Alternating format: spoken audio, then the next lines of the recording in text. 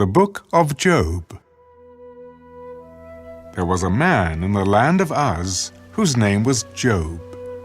And that man was blameless and upright, and one who feared God and shunned evil. And 7 sons and 3 daughters were born to him. Also, his possessions were 7,000 sheep, 3,000 camels, 500 yoke of oxen, 500 female donkeys, and a very large household, so that this man was the greatest of all the people of the East. And his sons would go and feast in their houses, each on his appointed day, and would send and invite their 3 sisters to eat and drink with them. So it was, when the days of feasting had run their course, that Job would send and sanctify them. And he would rise early in the morning and offer burnt offerings, according to the number of them all. For Job said, "It may be that my sons have sinned and cursed God in their hearts." Thus Job did regularly. Now, there was a day when the sons of God came to present themselves before the Lord, and Satan also came among them. And the Lord said to Satan, "From where do you come?" "From going to and fro on the earth, and from walking back and forth on it." Have you considered my servant Job? That there is none like him on the earth, a blameless and upright man, one who fears God and shuns evil. Does Job fear God for nothing? Have you not made a hedge around him, around his household, and around all that he has on every side? You have blessed the work of his hands, and his possessions have increased in the land. But now, stretch out your hand and touch all that he has, and he will surely curse you to your face. Behold, all that he has is in your power. Only do not lay a hand on his person. So Satan went out from the presence of the Lord. Now there was a day when his sons and daughters were eating and drinking wine in their oldest brother's house, and a messenger came to Job. The oxen were plowing, and the donkeys feeding beside them, when the Sabaeans raided them and took them away. Indeed, they have killed the servants with the edge of the sword, and I alone have escaped to tell you. While he was still speaking, another also came and said, "The fire of God fell from heaven and burned up the sheep and the servants and consumed them. And I alone have escaped to tell you." While he was still speaking, another also came. "The Chaldeans formed 3 bands, raided the camels and took them away. Yes, and killed the servants with the edge of the sword. And I alone have escaped to tell you." While he was still speaking, another also came. "Your sons and daughters were eating and drinking wine in their oldest brother's house, and suddenly a great wind came from across the wilderness and struck the 4 corners of the house, and it fell on the young people, and they are dead. And I alone have escaped to tell you." Then Job arose, tore his robe, and shaved his head, and he fell to the ground and worshipped. Naked I came from my mother's womb, and naked shall I return there. The Lord gave, and the Lord has taken away. Blessed be the name of the Lord. In all this, Job did not sin, nor charge God with wrong.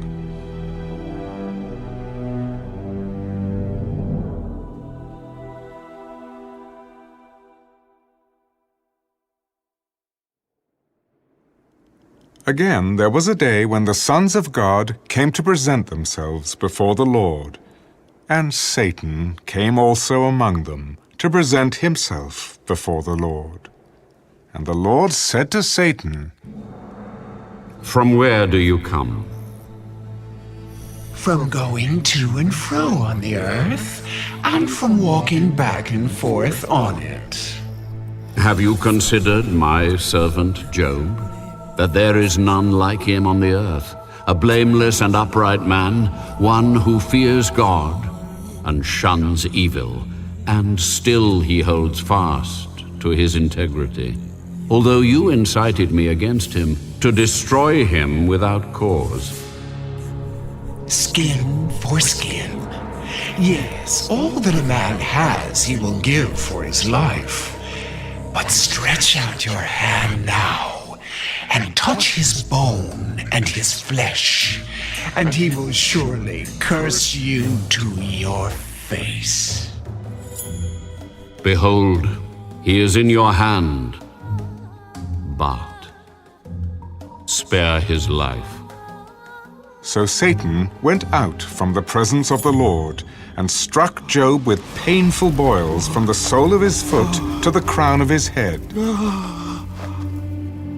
And he took for himself a potsherd with which to scrape himself while he sat in the midst of the ashes. Then his wife said to him, Do you still hold fast to your integrity? Curse God and die. You speak as one of the foolish women speaks. Shall we indeed accept good from God? And shall we not accept adversity? In all this, Job did not sin with his lips.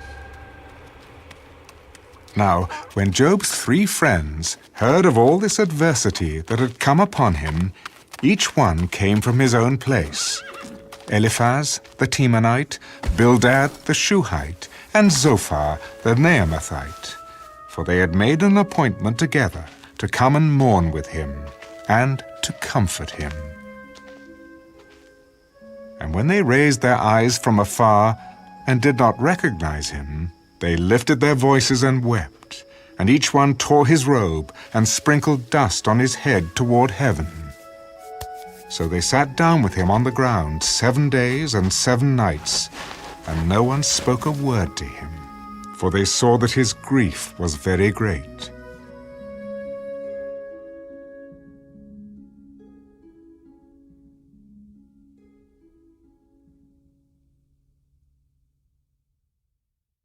After this, Job opened his mouth and cursed the day of his birth.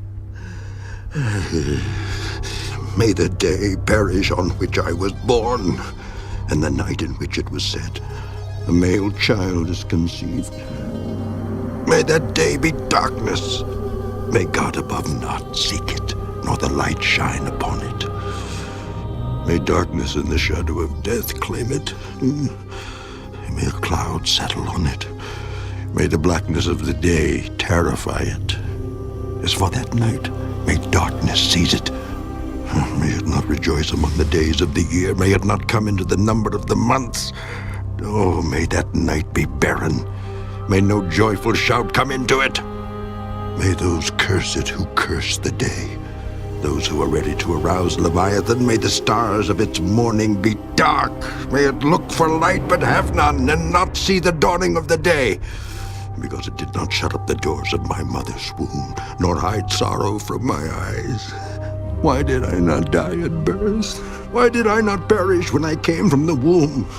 Why did the knees receive me, or why the breasts that I should nurse? For now, I would have lain still and been quiet. I would have been asleep. Then I would have been at rest with kings and counselors of the earth who built ruins for themselves, or with princes who had gold, who filled their houses with silver. Or why was I not hidden like a stillborn child, like infants who never saw light? There the wicked cease from troubling, and there the weary are at rest. There the prisoners rest together.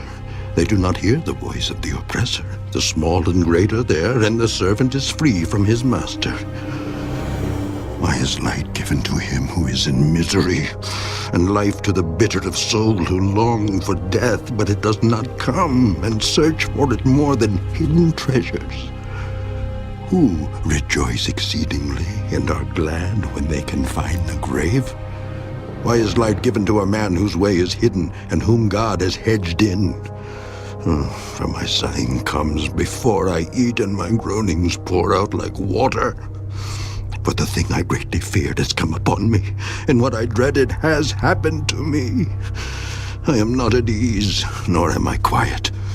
I have no rest, for trouble comes.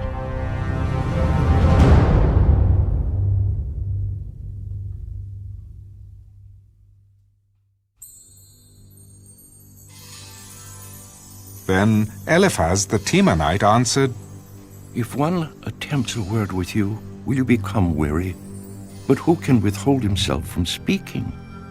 Surely you have instructed many, and you have strengthened weak hands. Your words have upheld him who was stumbling, and you have strengthened the feeble knees. But now it comes upon you, and you are weary.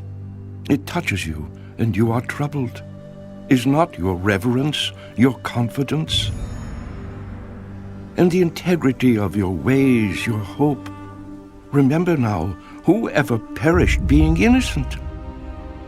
Or where were the upright ever cut off? Even as I have seen, those who plow iniquity and sow trouble reap the same. By the blast of God they perish, and by the breath of his anger they are consumed. The roaring of the lion, the voice of the fierce lion, and the teeth of the young lions are broken. The old lion perishes for lack of prey, and the cubs of the lioness are scattered. Now, a word was secretly brought to me, and my ear received a whisper of it. In disquieting thoughts from the visions of the night, when deep sleep falls on men, fear came upon me, and trembling, which made all my bones shake. Then a spirit passed before my face. The hair on my body stood up. It stood still, but I could not discern its appearance. A form was before my eyes. There was silence. Then I heard a voice saying, Can a mortal be more righteous than God? Can a man be more pure than his Maker? If he puts no trust in his servants, if he charges his angels with error, how much more those who dwell in houses of clay, whose foundation is in the dust, who are crushed before a moth? They are broken in pieces from morning till evening. They perish forever with no one regarding. Does not their own excellence go away? They die even without wisdom.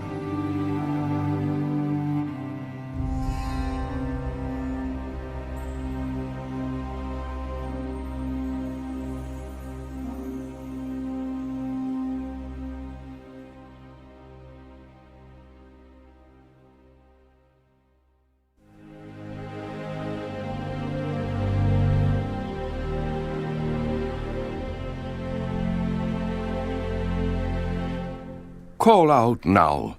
Is there anyone who will answer you? And to which of the holy ones will you turn? For wrath kills a foolish man, and envy slays a simple one. I have seen the foolish taking root, but suddenly I cursed his dwelling place. His sons are far from safety. They are crushed in the gate, and there is no deliverer. Because the hungry eat up his harvest, taking it even from the thorns, and a snare snatches their substance. For affliction does not come from the dust, nor does trouble spring from the ground. Yet man is born to trouble, as the sparks fly upward. But as for me, I would seek God, and to God I would commit my cause, who does great things and unsearchable, marvelous things without number. He gives rain on the earth and sends waters on the fields. He sets on high those who are lowly, and those who mourn are lifted to safety. He frustrates the devices of the crafty, so that their hands cannot carry out their plans. He catches the wise in their own craftiness, and the counsel of the cunning comes quickly upon them. They meet with darkness in the daytime, and grope at noontime as in the night. but he saves the needy from the sword, from the mouth of the mighty and from their hand. So the poor have hope, and injustice shuts her mouth. Behold, happy is the man whom God corrects. Therefore do not despise the chastening of the Almighty, for he bruises, but he binds up. He wounds, but his hands make whole.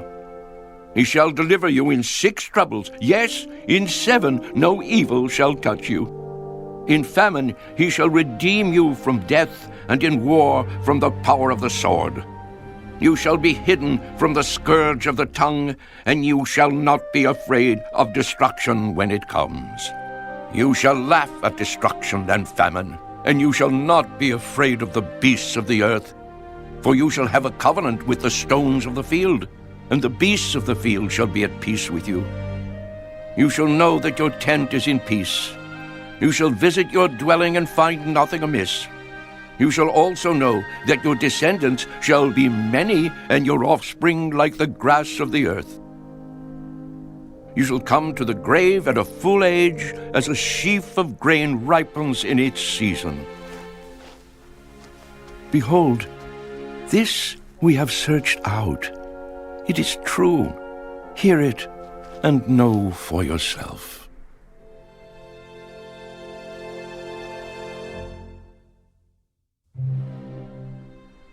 Then Job answered, Oh,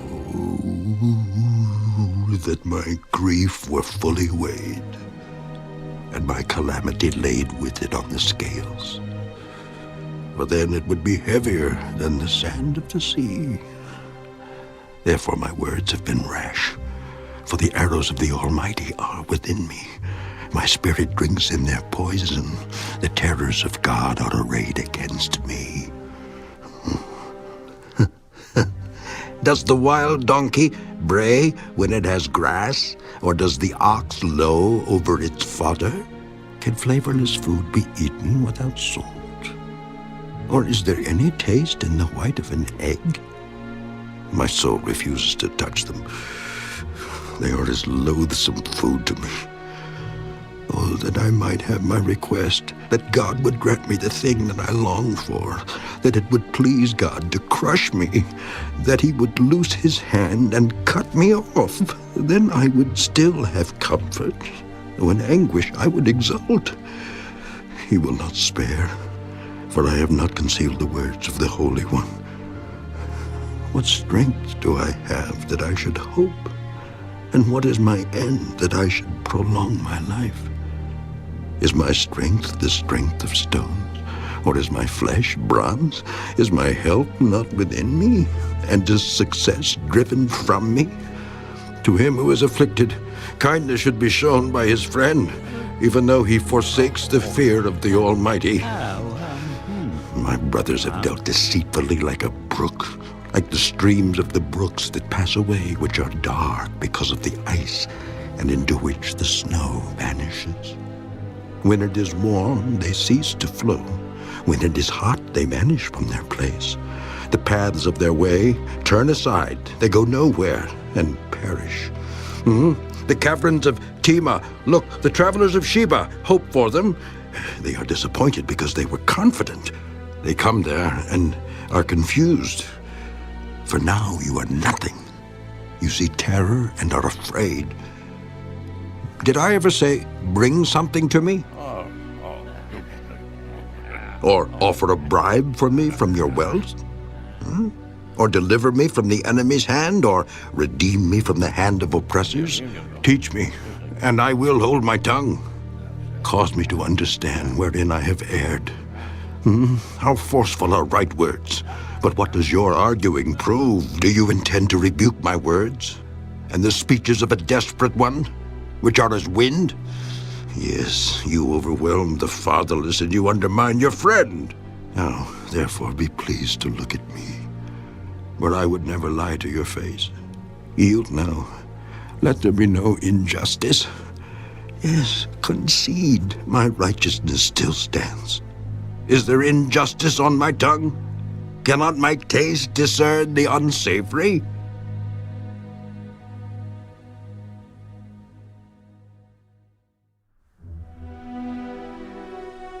Is there not a time of hard service for man on earth? Are not his days also like the days of a hired man? Like a servant who earnestly desires the shade, and like a hired man who eagerly looks for his wages, so I have been allotted months of futility, and wearisome nights have been appointed to me. When I lie down, I say, when shall I arise, and the night be ended? For I've had my fill of tossing till dawn. My flesh is caked with worms and dust. My skin is cracked and breaks out afresh. My days are swifter than a weaver's shuttle, and are spent without hope. Oh, remember that my life is a breath. My eye will never again see good. The eye of him who sees me will see me no more. While your eyes are upon me, I shall no longer be. As the cloud disappears and vanishes away, so he who goes down to the grave does not come up. He shall never return to his house, nor shall his place know him any more. Therefore I will not restrain my mouth. I will speak in the anguish of my spirit. I will complain in the bitterness of my soul. Am I a sea or a sea serpent that you set a guard over me? When I say my bed will comfort me, my couch will ease my complaint, then you scare me with dreams and terrify me with visions, so that my soul chooses strangling and death rather than my body. I loathe my life. I would not live forever. Let me alone, for my days are but a breath. What is man, that you should exalt him, that you should set your heart on him, that you should visit him every morning and test him every moment? How long? Would you not look away from me and let me alone till I swallow my saliva? Have I sinned? What have I done to you, O watcher of men? Why have you set me as your target, so that I am a burden to myself? Why then do you not pardon my transgression and take away my iniquity? But now I will lie down in the dust, and you will seek me diligently, but I will no longer be.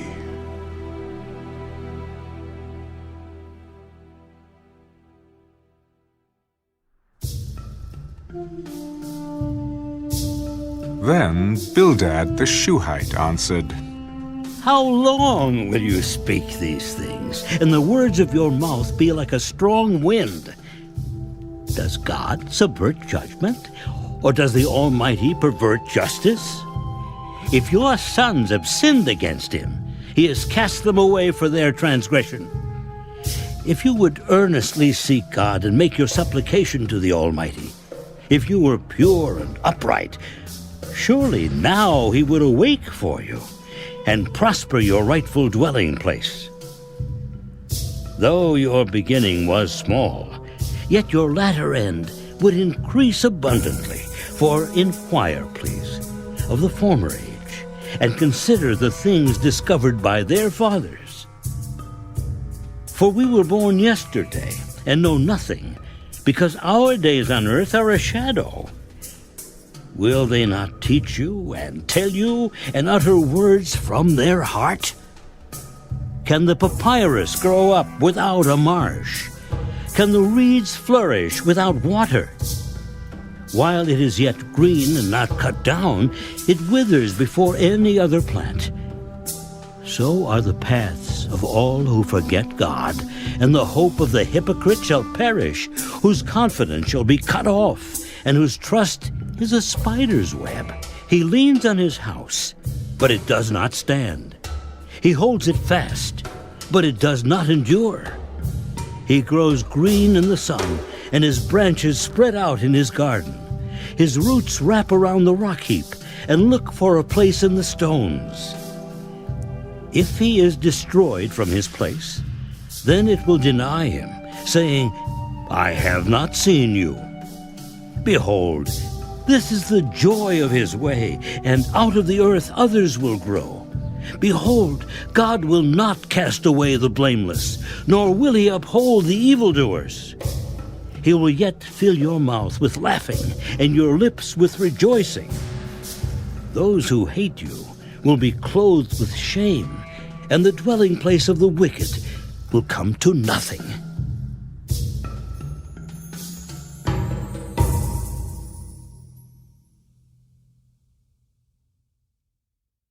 Then Job answered,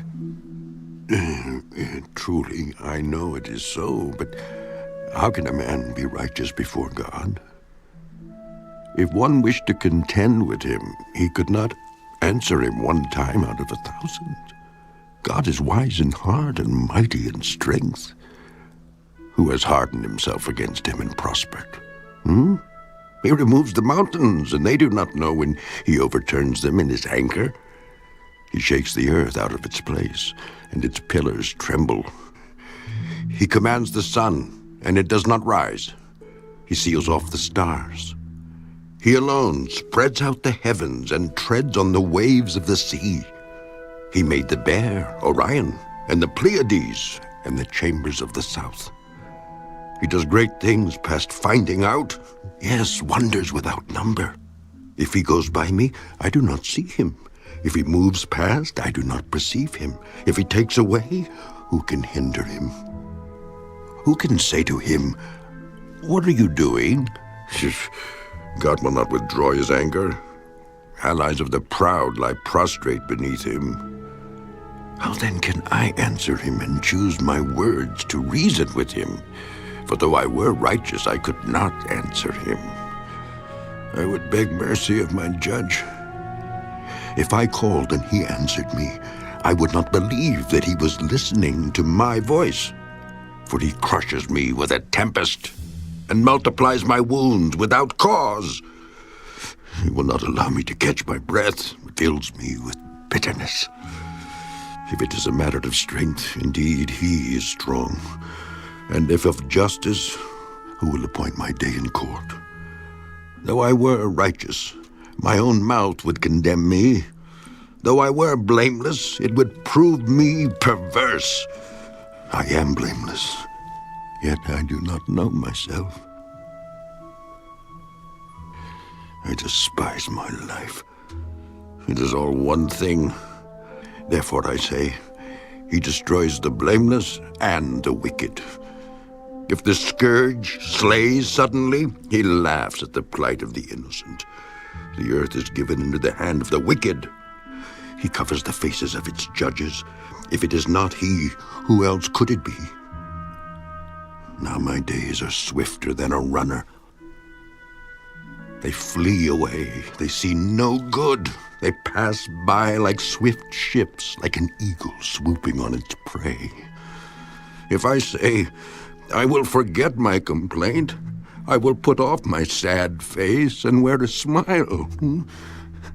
I am afraid of all my sufferings. I know that you will not hold me innocent. If I am condemned, why then do I labor in vain? If I wash myself with snow water and cleanse my hands with soap, yet you will plunge me into the pit, and my own clothes will abhor me. For he is not a man as I am, that I may answer him, and that we should go to court together. Nor is there any mediator between us who may lay his hand on us both.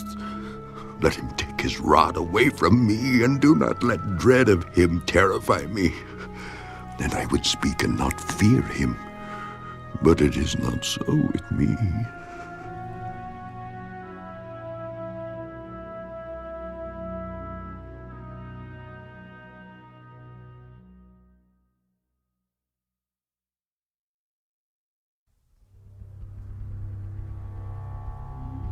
My soul loathes my life. I will give free course to my complaint. I will speak in the bitterness of my soul. I will say to God, do not condemn me. Show me why you contend with me. Does it seem good to you that you should oppress, that you should despise the work of your hands and smile on the counsel of the wicked? Do you have eyes of flesh? Or do you see as man sees? Are your days like the days of a mortal man? Are your years like the days of a mighty man? that you should seek for my iniquity and search out my sin, although you know that I am not wicked, and there is no one who can deliver from your hand? Your hands have made me and fashioned me in intricate unity, yet you would destroy me. Remember, I pray, that you have made me like clay, and will you turn me into dust again? Did you not pour me out like milk, and curdle me like cheese, clothe me with skin and flesh, and knit me together with bones and sinews? You have granted me life and favor, and your care has preserved my spirit. And these things you have hidden in your heart. I know that this was with you. If I sin, then you mark me, and will not acquit me of my iniquity. If I am wicked, woe to me. Even if I am righteous, I cannot lift up my head. I am full of disgrace. See my misery. If my head is exalted, you hurt me like a fierce lion, and again you show yourself awesome against me. You renew your witnesses against me and increase your indignation toward me. Changes and war are ever with me. Why then have you brought me out of the womb? Oh, that I had perished, and no eye had seen me. I would have been as though I had not been. I would have been carried from the womb to the grave. Are not my days few? Cease. Leave me alone, that I may take a little comfort before I go to the place from which I shall not return, to the land of darkness and the shadow of death. A land as dark as darkness itself, as the shadow of death, without any order, where even the light is like darkness.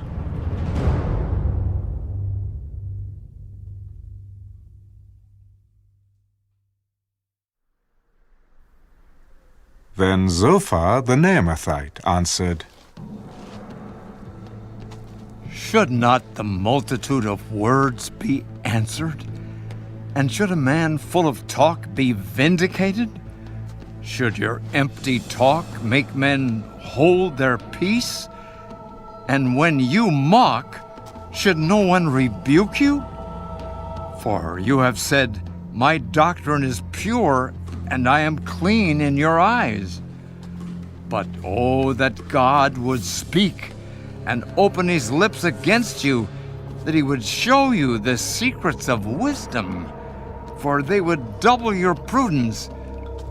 Know therefore that God exacts from you less than your iniquity deserves. Can you search out the deep things of God? Can you find out the limits of the Almighty? They are higher than heaven. What can you do? Deeper than Sheol. What can you know? Their measure is longer than the earth and broader than the sea. If he passes by, imprisons, and gathers to judgment, then who can hinder him? For he knows deceitful men. He sees wickedness also. Will he not then consider it?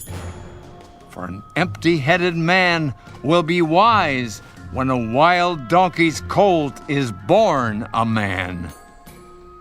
If you would prepare your heart and stretch out your hands toward him. If iniquity were in your hand, and you put it far away, and would not let wickedness dwell in your tents, then surely you could lift up your face without spot. Yes, you could be steadfast and not fear, because you would forget your misery and remember it as waters that have passed away, and your life would be brighter than noonday. Though you were dark, you would be like the morning, and you would be secure because there is hope. Yes, you would dig around you and take your rest in safety. You would also lie down, and no one would make you afraid. Yes, many would court your favor, but the eyes of the wicked will fail, and they shall not escape, and their hope, loss of life.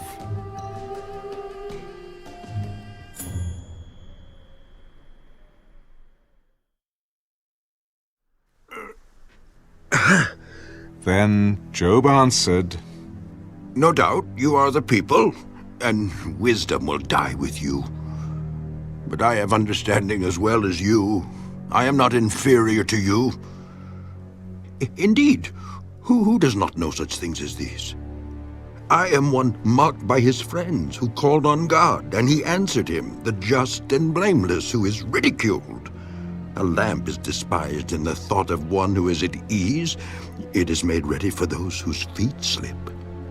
The tents of robbers prosper, and those who provoke God are secure in what God provides by his hand. But now, ask the beasts, and they will teach you, and the birds of the air, and they will tell you, or speak to the earth, and it will teach you, and the fish of the sea will explain to you. Who among all these does not know that the hand of the Lord has done this, in whose hand is the life of every living thing and the breath of all mankind? Does not the ear test words and the mouth taste its food? Wisdom is with aged men, and with length of days, understanding. With him are wisdom and strength. He has counsel and understanding. If he breaks a thing down, it cannot be rebuilt. If he imprisons a man, there can be no release. If he withholds the waters, they dry up. If he sends them out, they overwhelm the earth. With him are strength and prudence. The deceived and the deceiver are his.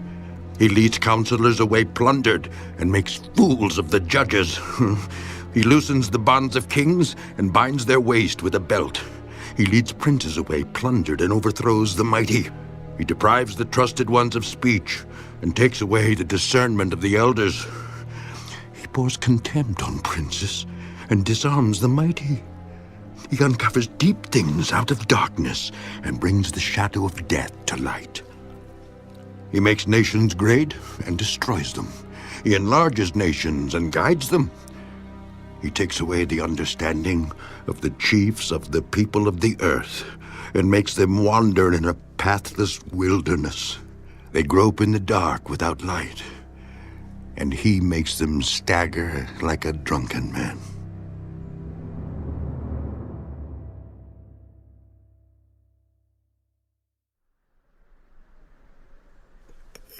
Behold, my eye has seen all this. My ear has heard and understood it. What you know, I also know. I am not inferior to you. But I would speak to the Almighty, and I desire to reason with God. But you, forgers of lies, are all worthless physicians. Oh, that you would be silent, and it would be your wisdom. Now, hear my reasoning, and heed the pleadings of my lips. Will you speak wickedly for God and talk deceitfully for him? Will you show partiality for him? Will you contend for God? Will it be well when he searches you out? Or can you mock him as one mocks a man? He will surely rebuke you if you secretly show partiality. Will not his excellence make you afraid, and the dread of him fall upon you? Your platitudes are proverbs of ashes. Your defenses are defenses of clay. Hold your peace with me and let me speak. Then let come on me what may. Why do I take my flesh in my teeth and put my life in my hands? Though he slay me, yet will I trust him. Even so, I will defend my own ways before him. He also shall be my salvation, for a hypocrite could not come before him. Listen carefully to my speech, and to my declaration with your ears. See now, I have prepared my case. I know that I shall be vindicated. Who is he who will contend with me? If now I hold my tongue, I perish. Only two things do not do to me, and I will not hide myself from you. Withdraw your hand far from me, and let not the dread of you make me afraid. Then call, and I will answer. Or let me speak, then you respond to me. How many are my iniquities and sins? Make me know my transgression and my sin. Why do you hide your face and regard me as your enemy? Would you frighten a leaf driven to and fro? And will you pursue dry stubble? For you write bitter things against me, and make me inherit the iniquities of my youth. You put my feet in the stocks and watch closely all my paths. You set a limit for the soles of my feet. Man decays like a rotten thing, like a garment that is moth-eaten.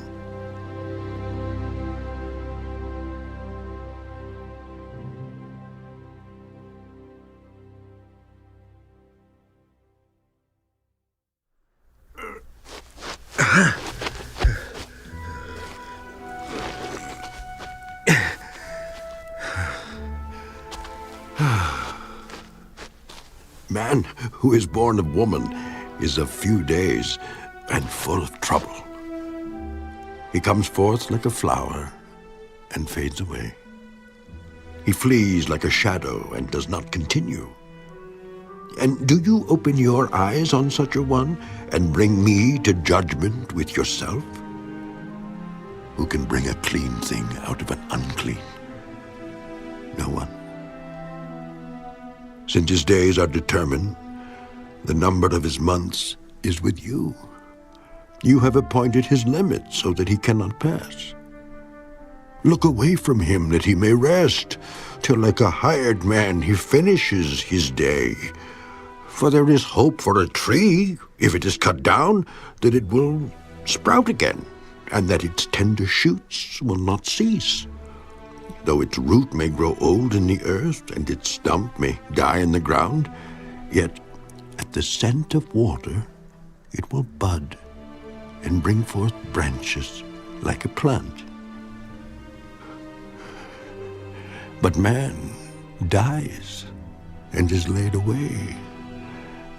Indeed, he breathes his last, and where is he? As water disappears from the sea, and the river becomes parched and dries up, so man lies down and does not rise. Till the heavens are no more, they will not awake nor be roused from their sleep.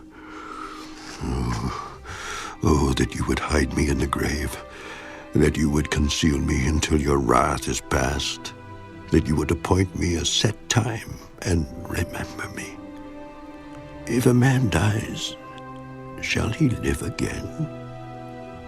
All the days of my hard service I will wait till my change comes.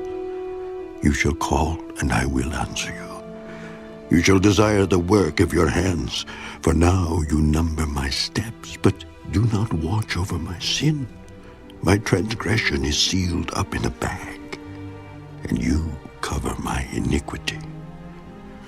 But as a mountain falls and crumbles away, and as a rock is moved from its place, as water wears away stones, and as torrents wash away the soil of the earth, so you destroy the hope of man. You prevail forever against him, and he passes on.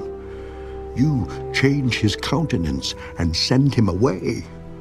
His sons come to honor, and he does not know it. They are brought low, and he does not perceive it.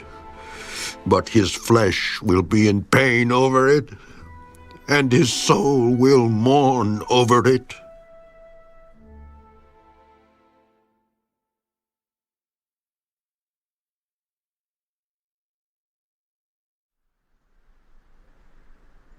Then Eliphaz the Temanite answered, Should a wise man answer with empty knowledge and fill himself with the east wind?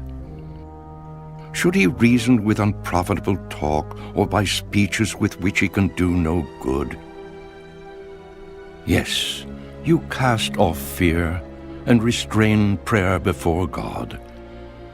For your iniquity teaches your mouth, and you choose the tongue of the crafty. Your own mouth condemns you, and not I. Yes, your own lips testify against you. Are you the first man who was born? Or were you made before the hills? Have you heard the counsel of God? Do you limit wisdom to yourself? What do you know that we do not know? What do you understand that is not in us? Both the gray-haired and the aged are among us, much older than your father. Are the consolations of God too small for you, and the words spoken gently with you? Why does your heart carry you away, and what do your eyes wink at, that you turn your spirit against God, and let such words go out of your mouth? What is man that he could be pure? And he who was born of a woman, that he could be righteous? If God puts no trust in his saints, and the heavens are not pure in his sight, how much less man, who is abominable and filthy, who drinks iniquity like water? I will tell you, hear me. What I have seen, I will declare. What wise men have told, not hiding anything received from their fathers, to whom alone the land was given, and no alien passed among them. The wicked man writhes with pain all his days, and the number of years is hidden from the oppressor. Dreadful sounds are in his ears. In prosperity the destroyer comes upon him. He does not believe that he will return from darkness, for a sword is waiting for him. He wanders about for bread, saying, "Where is it?" He knows that a day of darkness is ready at his hand. Trouble and anguish make him afraid. They overpower him like a king ready for battle. For he stretches out his hand against God, and acts defiantly against the Almighty, running stubbornly against him with his strong embossed shield. Though he has covered his face with his fatness, and made his waist heavy with fat, he dwells in desolate cities, in houses which no one inhabits, which are destined to become ruins. He will not be rich, nor will his wealth continue, nor will his possessions overspread the earth. He will not depart from darkness. The flame will dry out his branches, and by the breath of his mouth he will go away. Let him not trust in futile things, deceiving himself, for futility will be his reward. It will be accomplished before his time, and his branch will not be green. He will shake off his unripe grape like a vine, and cast off his blossom like an olive tree. For the company of hypocrites will be barren, and fire will consume the tents of bribery. They conceive trouble and bring forth futility. Their womb prepares deceit.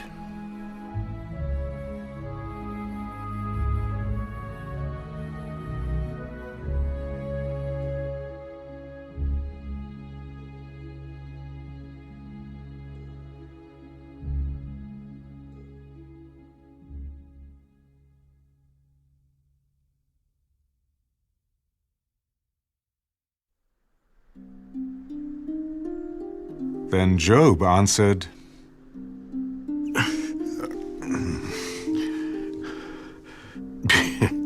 I have heard many such things. Miserable comforters are you all. Shall words of wind have an end? Or what provokes you that you answer? I also could speak as you do, if your soul were in my soul's place. I could heap up words against you and shake my head at you, but I would strengthen you with my mouth, and the comfort of my lips would relieve your grief. Though I speak, my grief is not relieved. And if I remain silent, how am I eased? But now he has worn me out. You have made desolate all my company. You have shriveled me up, and it is a witness against me. My leanness rises up against me and bears witness to my face. He tears me in his wrath and hates me. He gnashes at me with his teeth. My adversary sharpens his gaze on me. They gape at me with their mouth. They strike me reproachfully on the cheek. They gather together against me. God has delivered me to the ungodly and turned me over to the hands of the wicked. I was at ease, but he has shattered me. He also has taken me by my neck and shaken me to pieces. He has set me up for his target. His archers surround me. He pierces my heart and does not pity. He pours out my gall on the ground. He breaks me with wound upon wound. He runs at me like a warrior. I have sewn sackcloth over my skin and laid my head in the dust. My face is flushed from weeping, and on my eyelids is the shadow of death. Although no violence is in my hands, and my prayer is pure. O earth, do not cover my blood, and let my cry have no resting place. Surely even now my witness is in heaven, and my evidence is on high. My friends scorn me. My eyes pour out tears to God. Oh, that one might plead for a man with God, as a man pleads for his neighbor. For when a few years are finished, I shall go the way of no return.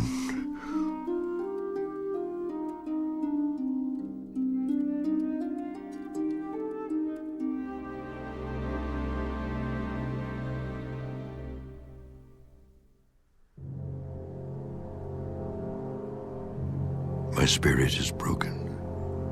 My days are extinguished. The grave is ready for me. Are not mockers with me? And does not my eye dwell on their provocation? Now put down a pledge for me with yourself.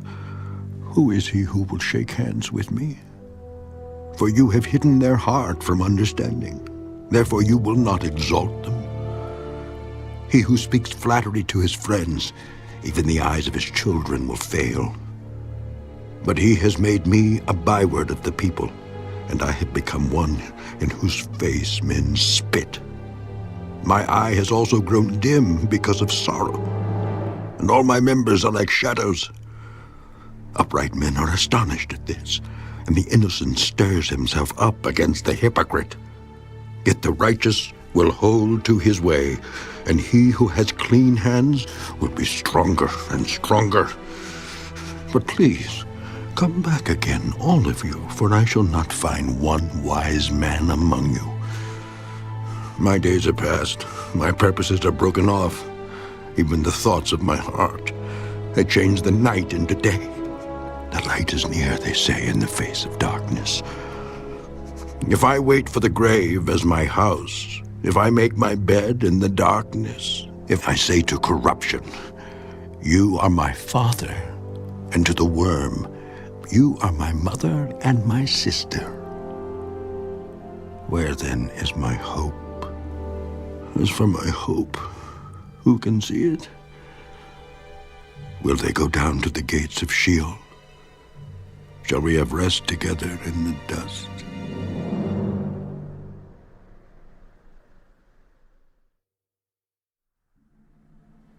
Then Bildad the Shuhite answered, How long till you put an end to words?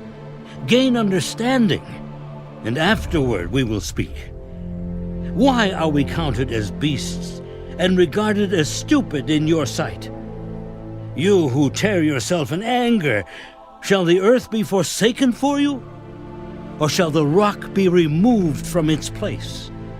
The light of the wicked indeed goes out, and the flame of his fire does not shine. The light is dark in his tent, and his lamp beside him is put out. The steps of his strength are shortened, and his own counsel casts him down. For he is cast into a net by his own feet, and he walks into a snare. The net takes him by the heel, and a snare lays hold of him. A noose is hidden for him on the ground, and a trap for him in the road. Terrors frighten him on every side, and drive him to his feet. His strength is starved, and destruction is ready at his side. It devours patches of his skin. The firstborn of death devours his limbs. He is uprooted from the shelter of his tent, and they parade him before the king of terrors. They dwell in his tent who are none of his. Brimstone is scattered on his dwelling. His roots are dried out below, and his branch withers above. The memory of him perishes from the earth, and he has no name among the renowned. He is driven from light into darkness, and chased out of the world. He has neither son nor posterity among his people, nor any remaining in his dwellings. Those in the west are astonished at his day, and those in the east are frightened. Surely such are the dwellings of the wicked, and this is the place of him who does not know God.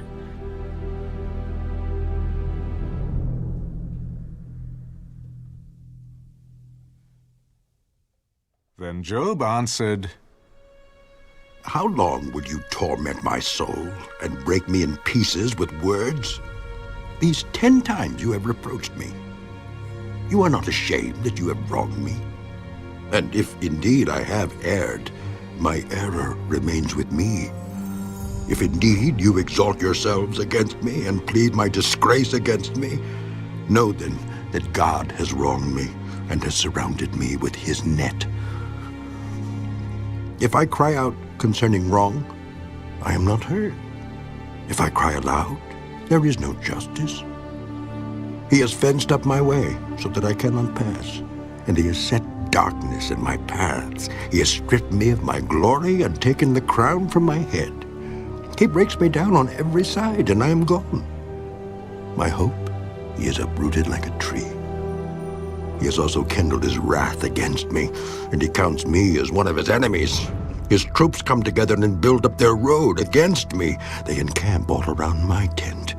He has removed my brothers far from me, and my acquaintances are completely estranged from me. My relatives have failed, and my close friends have forgotten me. Those who dwell in my house and my maidservants count me as a stranger. I am an alien in their sight. I call my servant, but he gives no answer. I beg him with my mouth. My breath is offensive to my wife, and I am repulsive to the children of my own body. Even young children despise me. I arise and they speak against me. All my close friends abhor me, and those whom I love have turned against me. My bone clings to my skin and to my flesh, and I have escaped by the skin of my teeth. Have pity on me. Have pity on me, oh, you, my friends, for the hand of God has struck me. Why do you persecute me as God does, and are not satisfied with my flesh? Oh, that my words were written. Oh, that they were inscribed in a book, that they were engraved on a rock with an iron pen and lead, forever. For I know that my Redeemer lives, and he shall stand at last on the earth. And after my skin is destroyed, this I know, that in my flesh I shall see God, whom I shall see for myself, and my eyes shall behold, and not another. How my heart yearns within me. If you should say, how should we persecute him, since the root of the matter is found in me? Be afraid of the sword for yourselves. For wrath brings the punishment of the sword, that you may know there is a judgment.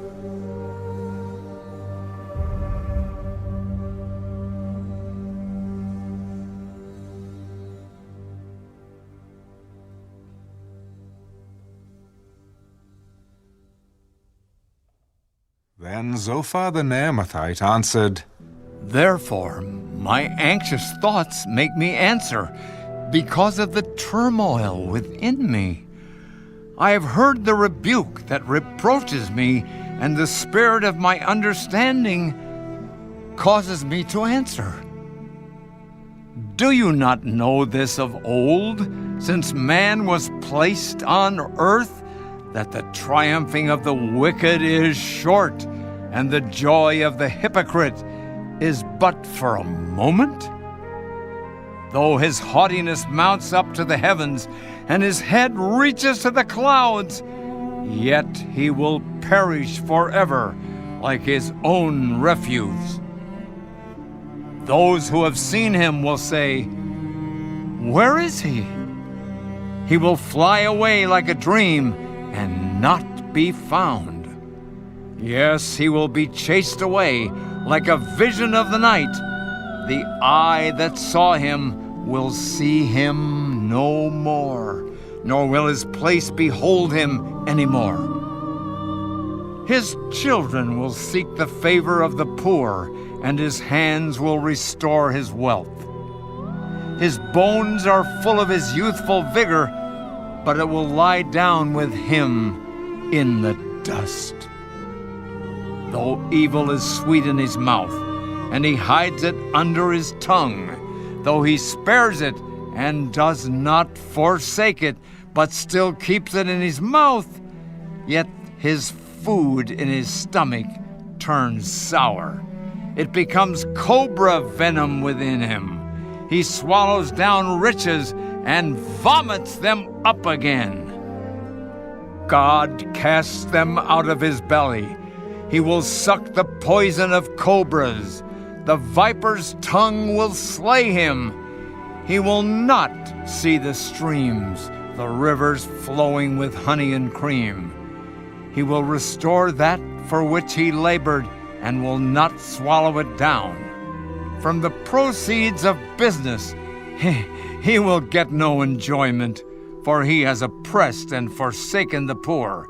He has violently seized a house which he did not build.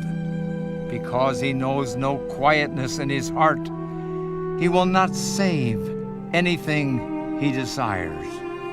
Nothing is left for him to eat, therefore his well-being will not last.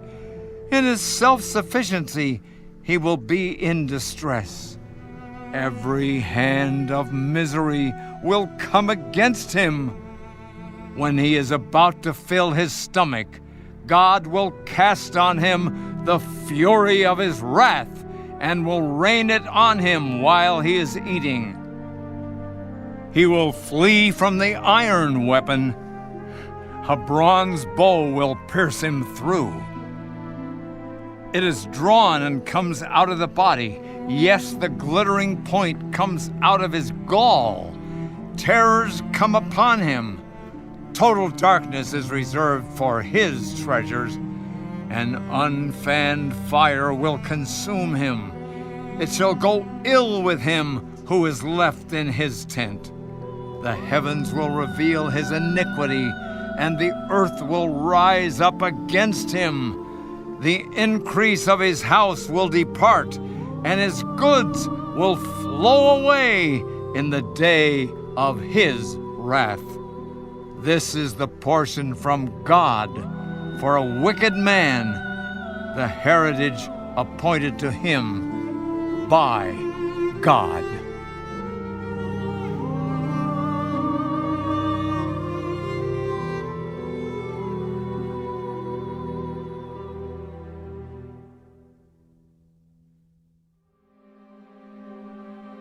Then Job answered, Listen carefully to my speech, and let this be your consolation. Bear with me that I may speak, and after I have spoken, keep mocking. As for me, is my complaint against man? And if it were, why should I not be impatient? Look at me and be astonished. Put your hand over your mouth. Even when I remember, I am terrified, and trembling takes hold of my flesh. Why do the wicked live and become old? Yes, become mighty in power. Their descendants are established with them in their sight, and their offspring before their eyes. Their houses are safe from fear, neither is the rod of God upon them. Their bull breeds without failure, their cow calves without miscarriage. They send forth their little ones like a flock, and their children dance. They sing to the tambourine and harp, and rejoice to the sound of the flute. They spend their days in wealth, and in a moment go down to the grave. Yet they say to God, "Depart from us, for we do not desire the knowledge of your ways." Who is the Almighty that we should serve him? And what profit do we have if we pray to him? Indeed, their prosperity is not in their hand. The counsel of the wicked is far from me. How often is the lamp of the wicked put out? How often does their destruction come upon them? The sorrows God distributes in his anger. They are like straw before the wind, and like chaff that a storm carries away. They say, God lays up one's iniquity for his children. Let him recompense him, that he may know it. Let his eyes see his destruction, and let him drink of the wrath of the Almighty. For what does he care about his household after him, when the number of his months is cut in half? Can anyone teach God knowledge, since he judges those on high? One dies in his full strength, being wholly at ease and secure. His pails are full of milk, and the marrow of his bones is moist. Another man dies in the bitterness of his soul, never having eaten with pleasure. They lie down alike in the dust, and worms cover them. Look, I know your thoughts and the schemes with which you would wrong me. For you say, where is the house of the prince? And where is the tent, the dwelling place of the wicked? Have you not asked those who travel the road? And do you not know their signs? For the wicked are reserved for the day of doom. They shall be brought out on the day of wrath. Who condemns his way to his face? And who repays him for what he has done? Yet he shall be brought to the grave, and a vigil kept over the tomb. The clods of the valley shall be sweet to him. Everyone shall follow him, as countless have gone before him. How then can you comfort me with empty words, since falsehood remains in your answers?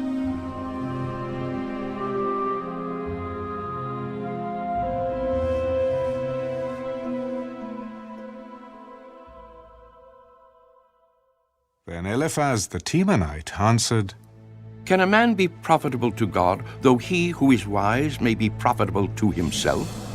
Is it any pleasure to the Almighty that you are righteous? Or is it gain to him that you make your ways blameless? Is it because of your fear of him that he corrects you and enters into judgment with you?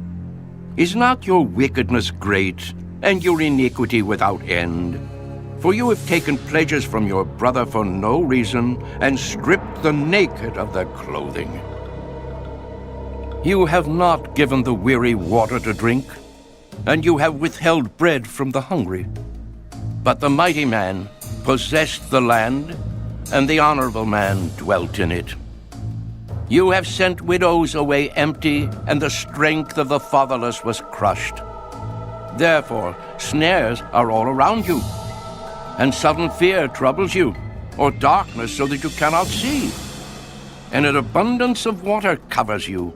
Is not God in the height of heaven? And see the highest stars, how lofty they are. And you say, what does God know? Can he judge through the deep darkness? Thick clouds cover him, so that he cannot see, and he walks above the circle of heaven. Will you keep to the old way which wicked men have trod, who were cut down before their time, whose foundations were swept away by a flood? They said to God, Depart from us. What can the Almighty do to them? Yet he filled their houses with good things, but the counsel of the wicked is far from me. The righteous see it and are glad, and the innocent laugh at them. Surely our adversaries are cut down, and the fire consumes their remnant. Now acquaint yourself with him, and be at peace. Thereby good will come to you. Receive, please, instruction from his mouth, and lay up his words in your heart. If you return to the Almighty, you will be built up. You will remove iniquity far from your tents. Then you will lay your gold in the dust and the gold of Ophir among the stones of the brooks. Yes, the Almighty will be your gold and your precious silver. For then you will have your delight in the Almighty and lift up your face to God. You will make your prayer to him. He will hear you, and you will pay your vows. You will also declare a thing, and it will be established for you. So light will shine on your ways. When they cast you down and you say exaltation will come, then he will save the humble person. He will even deliver one who is not innocent. Yes, he will be delivered by the purity of your hands.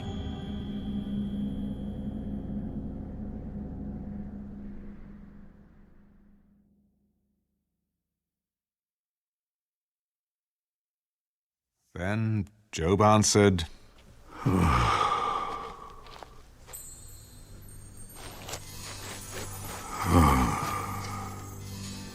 Even today my complaint is bitter.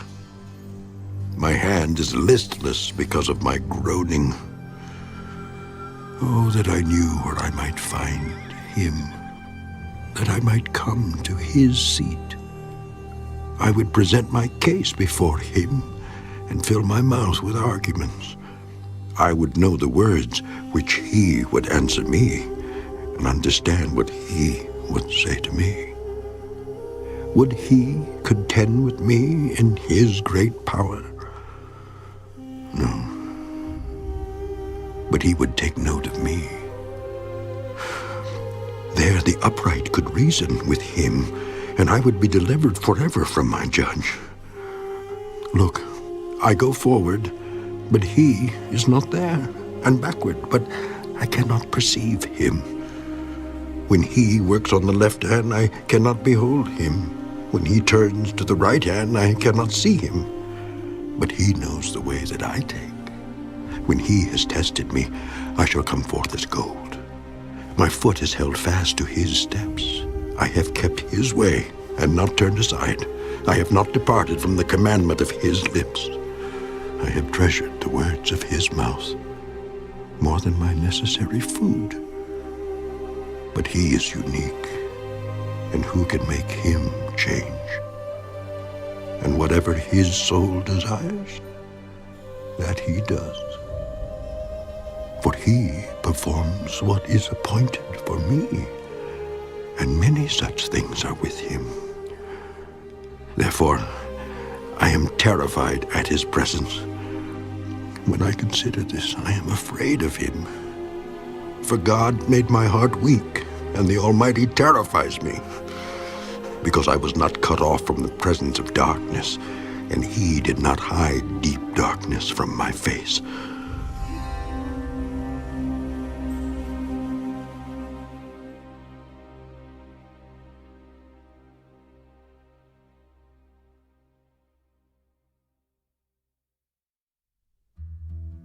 Since times are not hidden from the Almighty, why do those who know him see not his days?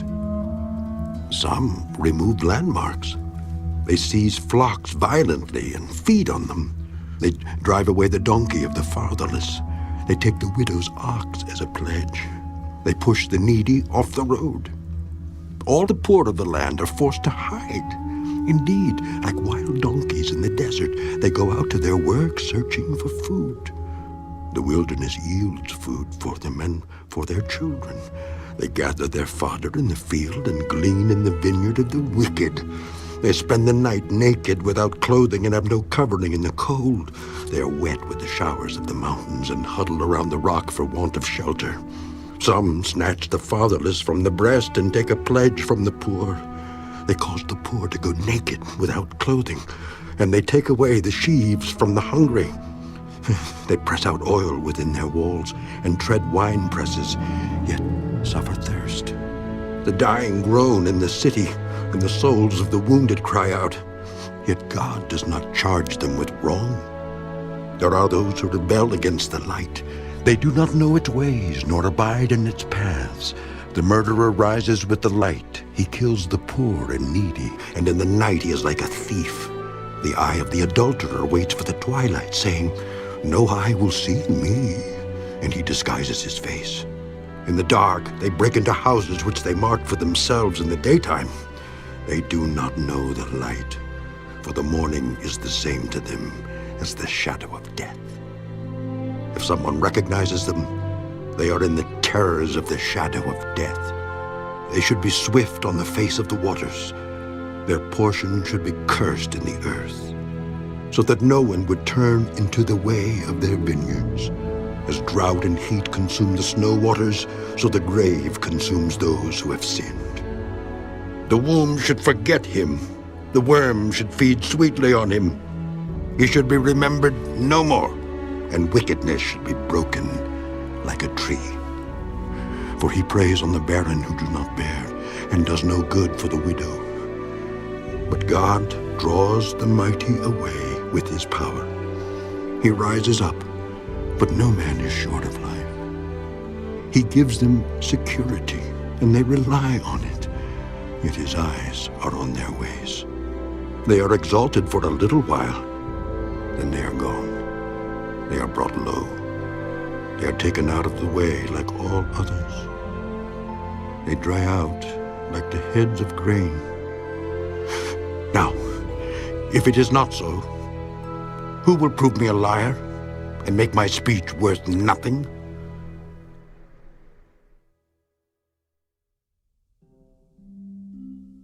Then Bildad the Shuhite answered, Dominion and fear belong to him. He makes peace in his high places. Is there any number to his armies? Upon whom does his light not rise? How then can man be righteous before God? Or how can he be pure who is born of a woman? If even the moon does not shine, and the stars are not pure in his sight, how much less man who is a maggot, and a son of man who is a worm?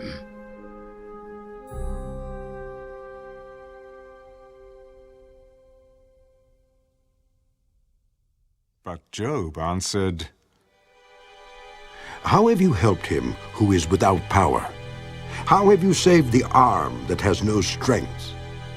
How have you counseled one who has no wisdom? And how have you declared sound advice to many? To whom have you uttered words, and whose spirit came from you? The dead tremble, those under the waters and those inhabiting them. Sheol is naked before him, and destruction has no covering. He stretches out the north over empty space. He hangs the earth on nothing. He binds up the water in his thick clouds, yet the clouds are not broken under it. He covers the face of his throne and spreads his cloud over it. He drew a circular horizon on the face of the waters, at the boundary of light and darkness. The pillars of heaven tremble and are astonished at his rebuke. He stirs up the sea with his power, and by his understanding he breaks up the storm. By his spirit he adorned the heavens. His hand pierced the fleeing serpent. Indeed, these are the mere edges of his ways, and how small a whisper we hear of him. But the thunder of his power, who can understand?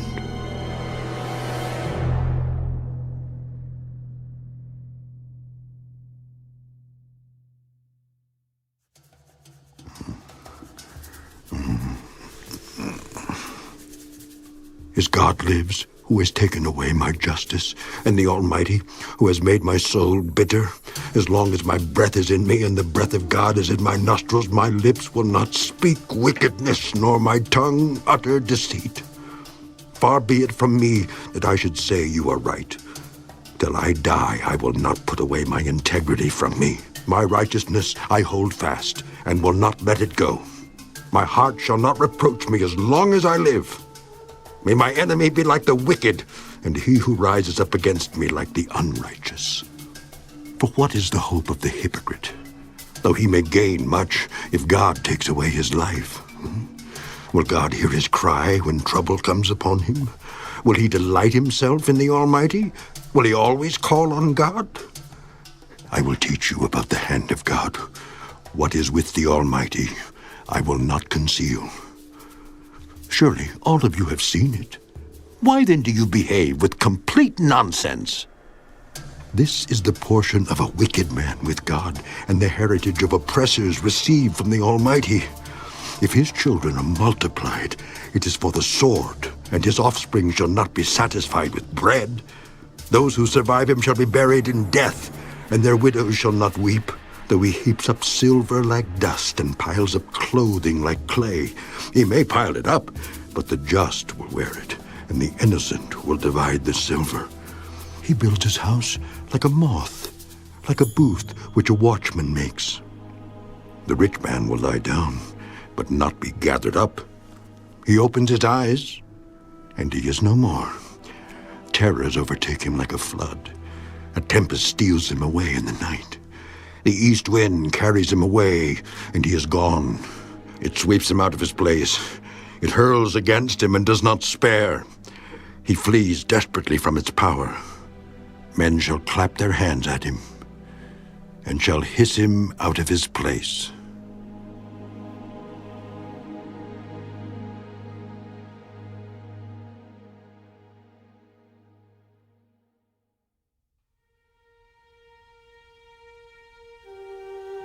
Surely there is a mine for silver, and a place where gold is refined. Iron is taken from the earth, and copper is smelted from ore. Man puts an end to darkness, and searches every recess for ore in the darkness and the shadow of death. He breaks open a shaft away from people. In places forgotten by feet, they hang far away from men. They swing to and fro. As for the earth, from it comes bread, but underneath it is turned up as by fire. Its stones are the source of sapphires, and it contains gold dust. That path no bird knows, nor has the falcon's eye seen it. The proud lions have not trodden it, nor has the fierce lion passed over it. He puts his hand on the flint. He overturns the mountains at the roots. He cuts out channels in the rocks, and his eye sees every precious thing. He dams up the streams from trickling. What is hidden he brings forth to light. But where can wisdom be found? And where is the place of understanding? Man does not know its value, nor is it found in the land of the living. The deep says, "It is not in me," and the sea says, "It is not with me." It cannot be purchased for gold, nor can silver be weighed for its price. It cannot be valued in the gold of Ophir, in precious onyx or sapphire. Neither gold nor crystal can equal it, nor can it be exchanged for jewelry of fine gold. No mention shall be made of coral or quartz, for the price of wisdom is above rubies. The topaz of Ethiopia cannot equal it, nor can it be valued in pure gold. From where, then, does wisdom come? And where is the place of understanding? It is hidden from the eyes of all living, and concealed from the birds of the air. Destruction and death say, "We have heard a report about it with our ears." God understands its way, and he knows its place. For he looks to the ends of the earth and sees under the whole heavens, to establish a weight for the wind and apportion the waters by measure. When he made a law for the rain and a path for the thunderbolt, then he saw wisdom and declared it. He prepared it indeed, he searched it out. And to man he said, "Behold, the fear of the Lord, that is wisdom. And to depart from evil is understanding."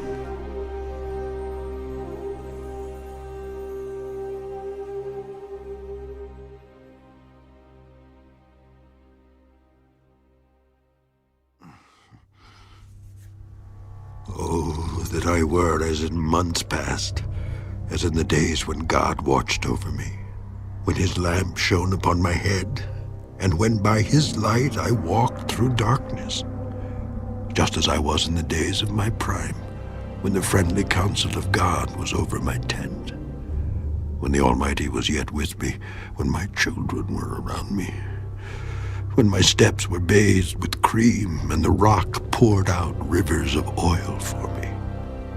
When I went out to the gate by the city, when I took my seat in the open square, the young men saw me and hid, and the aged arose and stood. The princes refrained from talking and put their hand on their mouths. The voice of nobles was hushed, and their tongue stuck to the roof of their mouths.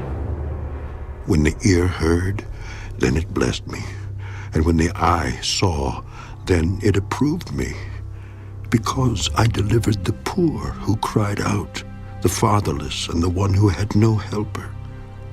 The blessing of a perishing man came upon me, and I caused the widow's heart to sing for joy. I put on righteousness, and it clothed me. My justice was like a robe and a turban. I was eyes to the blind, and I was feet to the lame. I was a father to the poor, and I searched out the case that I did not know. I broke the fangs of the wicked, and plucked the victim from his teeth. Then I said, I shall die in my nest, and multiply my days as the sand. My root is spread out to the waters, and the dew lies all night on my branch. My glory is fresh within me, and my bow is renewed in my hand. Men listened to me and waited, and kept silence for my counsel. After my words, they did not speak again, and my speech settled on them as dew. They waited for me as for the rain, and they opened their mouth wide as for the spring rain. If I mocked at them, they did not believe it, and the light of my countenance they did not cast down. I chose the way for them, and sat as chief. So I dwelt as a king in the army, as one who comforts mourners.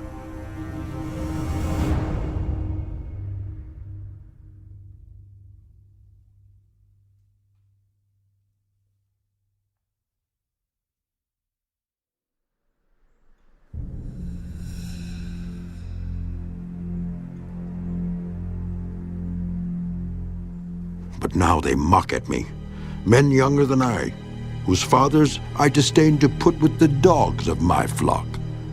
Indeed, what profit is the strength of their hands to me? Their vigor has perished. They are gone from want and famine, fleeing late to the wilderness, desolate and waste, to pluck mallow by the bushes and broom tree roots for their food. They were driven out from among men. They shouted at them as at a thief. They had to live in the clefts of the valleys, in caves of the earth and the rocks. Among the bushes they brayed, under the nettles they nestled. They were sons of fools, yes, sons of vile men. They were scourged from the land. And now I am their taunting song. Yes, I am their byword. They abhor me. They keep far from me. They do not hesitate to spit in my face. Because he has loosed my bowstring and afflicted me, they have cast off restraint before me. At my right hand the rabble arises. They push away my feet, and they raise against me their ways of destruction. They break up my path. They promote my calamity. They have no helper. They come as broad breakers. Under the ruinous storm they roll along. Terrors are turned upon me. They pursue my honor as the wind, and my prosperity has passed like a cloud. And now my soul is poured out because of my plight. The days of affliction take hold of me. My bones are pierced in me at night, and my gnawing pains take no rest. By great force my garment is disfigured. It binds me about as the collar of my coat. He has cast me into the mire, and I have become like dust and ashes. I cry out to you, but you do not answer me. I stand up, and you regard me, but you have become cruel to me. With the strength of your hand you oppose me. You lift me up to the wind and cause me to ride on it. You spoil my success, for I know that you will bring me to death and to the house appointed for all living. Surely he would not stretch out his hand against a heap of ruins if they cry out when he destroys it. Have I not wept for him who is in trouble? Has not my soul grieved for the poor? But when I looked for good, evil came to me. And when I waited for light, then came darkness. My heart is in turmoil and cannot rest. Days of affliction confront me. I go about mourning, but not in the sun. I stand up in the assembly and cry out for help. I am a brother of jackals and a companion of ostriches. My skin grows black and falls from me. My bones burn with fever. My harp is turned to mourning, and my flute to the voice of those who weep.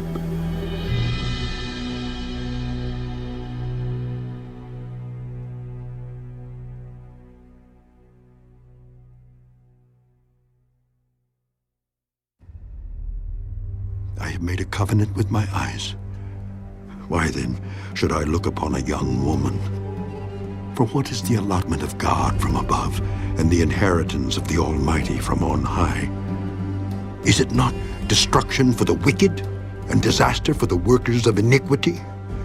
Does he not see my ways and count all my steps? If I have walked with falsehood, or if my foot has hastened to deceit, let me be weighed on honest scales, that God may know my integrity. If my step is turned from the way, or my heart walked after my eyes, or if any spot adheres to my hands, then let me sow and another eat. Yes, let my harvest be rooted out. If my heart has been enticed by a woman, or if I have lurked at my neighbor's door, then let my wife grind for another, and let others bow down over her, for that would be wickedness. Yes, it would be iniquity deserving of judgment, for that would be a fire that consumes to destruction and would root out all my increase. If I have despised the cause of my male or female servant when they complained against me, what then shall I do when God rises up? When he punishes, how shall I answer him? Did not he who made me in the womb make them? Did not the same one fashion us in the womb? If I have kept the poor from their desire, or caused the eyes of the widow to fail, or eaten my morsel by myself, so that the fatherless could not eat of it, but from my youth I reared him as a father, and from my mother's womb I guided the widow. If I have seen anyone perish for lack of clothing, or any poor man without covering, if his heart has not blessed me, and if he was not warmed with the fleece of my sheep, if I have raised my hand against the fatherless when I saw I had help in the gate, then let my arm fall from my shoulder. Let my arm be torn from the socket. For destruction from God is a terror to me, and because of his magnificence, I cannot endure. If I have made gold my hope, or said to find gold, you are my confidence. If I have rejoiced because my wealth was great, and because my hand had gained much. If I have observed the sun when it shines, or the moon moving in brightness, so that my heart has been secretly enticed, and my mouth has kissed my hand, this also would be an iniquity deserving of judgment, for I would have denied God who is above. If I have rejoiced at the destruction of him who hated me, or lifted myself up when evil found him, indeed I have not allowed my mouth to sin by asking for a curse on his soul. If the men of my tent have not said, who is there that has not been satisfied with his meat? But no sojourner had to lodge in the street, for I have opened my doors to the traveler. If I have covered my transgressions as Adam by hiding my iniquity in my bosom, because I feared the great multitude and dreaded the contempt of families, so that I kept silence and did not go out of the door, oh, that I had one to hear me. Here is my mark. Oh, that the Almighty would answer me, that my prosecutor had written a book. Surely I would carry it on my shoulder and bind it on me like a crown. I would declare to him the number of my steps. Like a prince I would approach him. If my land cries out against me and its furrows weep together, if I have eaten its fruit without money or caused its owners to lose their lives, then let thistles grow instead of wheat and weeds instead of barley. The words of Job are ended. So these three men ceased answering Job, because he was righteous in his own eyes. Then the wrath of Elihu, the son of Barachel, the Buzite, of the family of Ram, was aroused against Job. His wrath was aroused because he justified himself rather than God. Also, against his three friends his wrath was aroused because they had found no answer and yet had condemned Job. Now, because they were years older than he, Elihu had waited to speak to Job. When Elihu saw that there was no answer in the mouth of these three men, his wrath was aroused. So Elihu, the son of Barachel the Buzite, answered, I am young in years, and you are very old. Therefore I was afraid and dared not declare my opinion to you.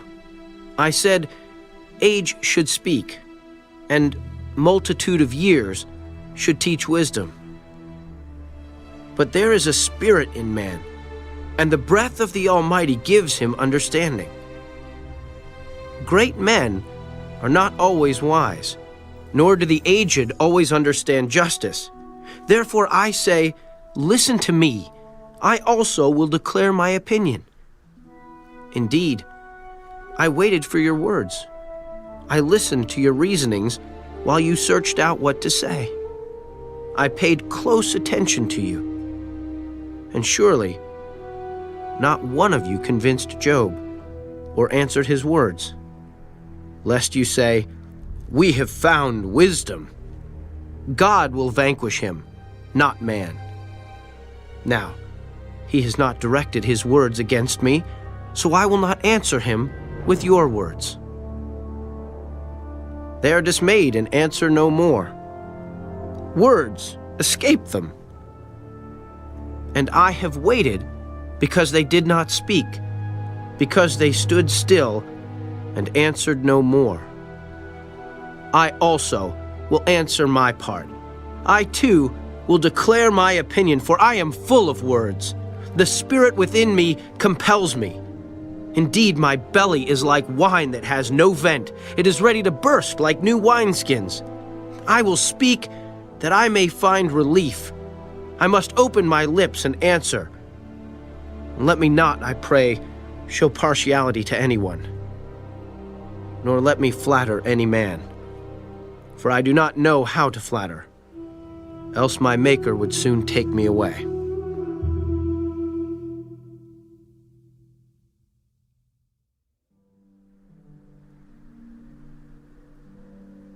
But please, Job, hear my speech and listen to all my words. Now I open my mouth, my tongue speaks in my mouth.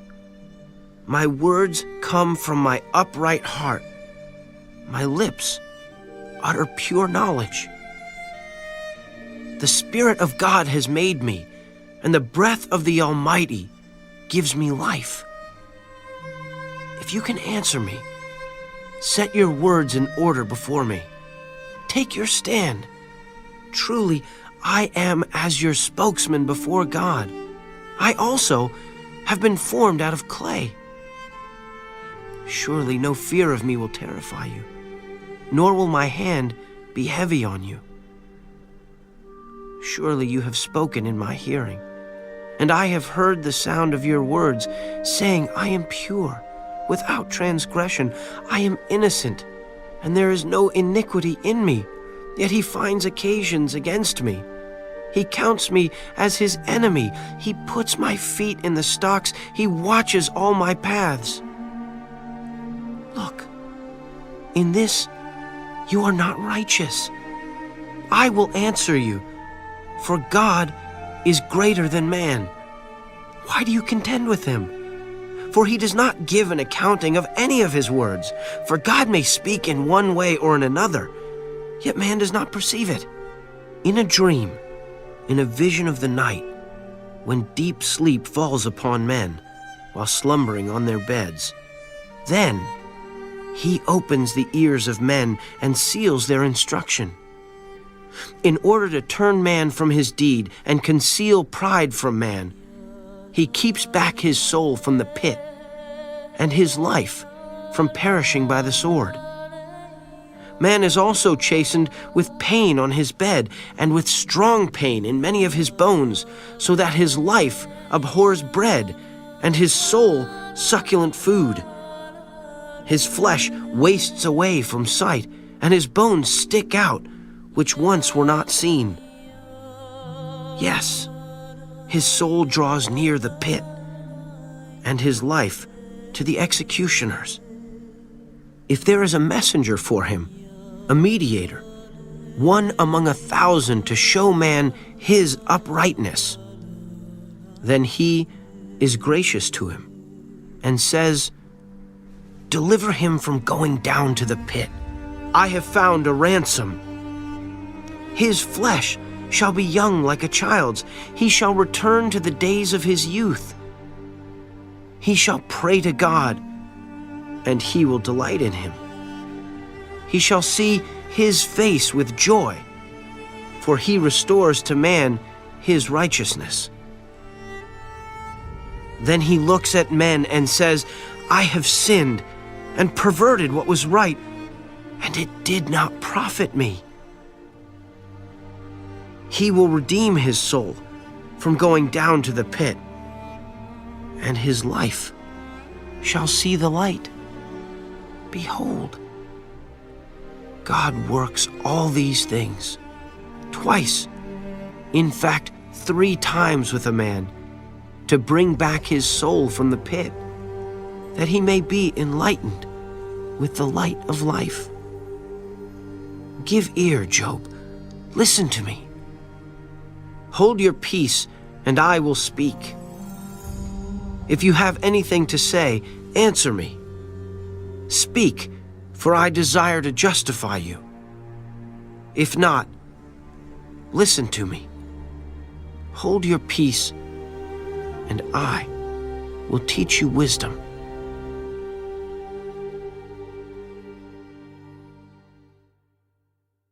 Elihu further answered, Hear my words, you wise men. Give ear to me, you who have knowledge. For the ear tests words as the palate tastes food. Let us choose justice for ourselves. Let us know among ourselves what is good. For Job has said, I am righteous, but God has taken away my justice. Should I lie concerning my right? My wound is incurable, though I am without transgression. What man is like Job, who drinks scorn like water, who goes in company with the workers of iniquity and walks with wicked men? For he has said, it profits a man nothing that he should delight in God. Therefore listen to me, you men of understanding. Far be it from God to do wickedness, and from the Almighty to commit iniquity. For he repays man according to his work, and makes man to find a reward according to his way. Surely, God will never do wickedly, nor will the Almighty pervert justice. Who gave him charge over the earth, or who appointed him over the whole world?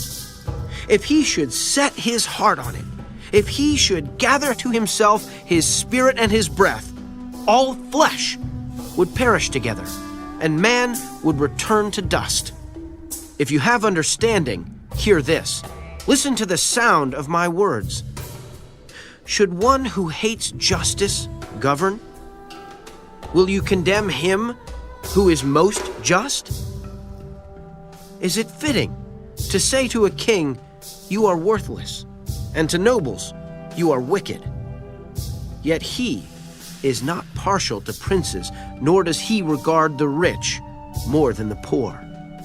For they are all the work of his hands, and in a moment they die in the middle of the night. The people are shaken and pass away. The mighty are taken away without a hand. For his eyes are on the ways of man, and he sees all his steps. There is no darkness nor shadow of death where the workers of iniquity may hide themselves. For he need not further consider a man, that he should go before God in judgment. He breaks in pieces mighty men without inquiry, and sets others in their place. Therefore, he knows their works. He overthrows them in the night, and they are crushed. He strikes them as wicked men in the open sight of others, because they turned back from him, and would not consider any of his ways, so that they caused the cry of the poor to come to him, for he hears the cry of the afflicted. When he gives quietness, who then can make trouble? And when he hides his face, who then can see him?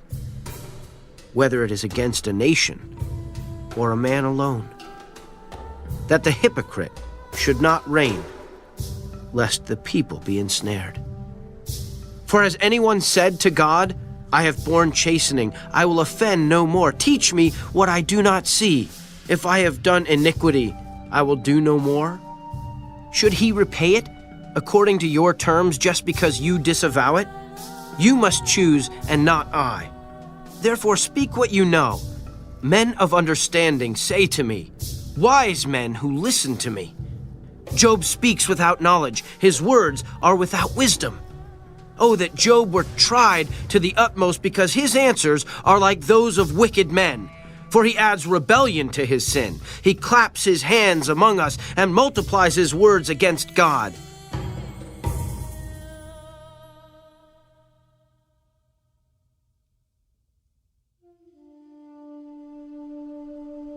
Do you think this is right?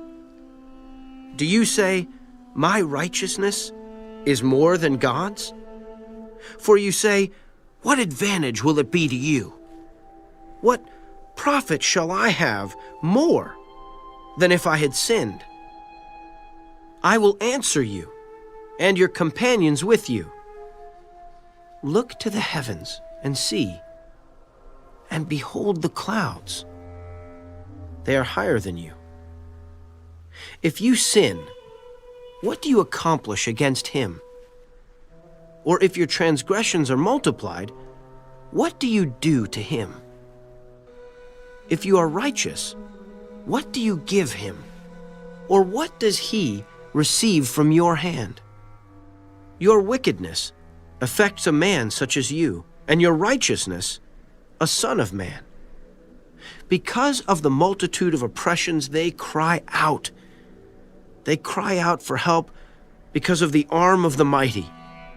But no one says, where is God, my Maker, who gives songs in the night, who teaches us more than the beasts of the earth, and makes us wiser than the birds of heaven?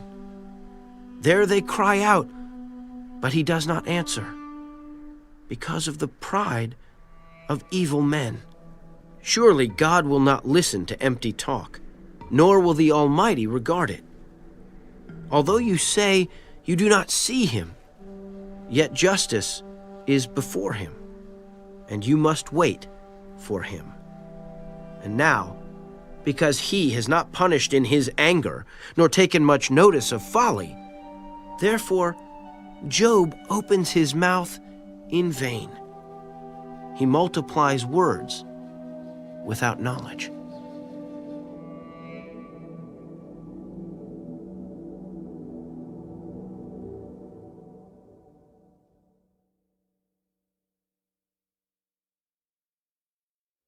Elihu also proceeded and said, Bear with me a little, and I will show you that there are yet words to speak on God's behalf. I will fetch my knowledge from afar. I will ascribe righteousness to my Maker. For truly my words are not false. One who is perfect in knowledge is with you.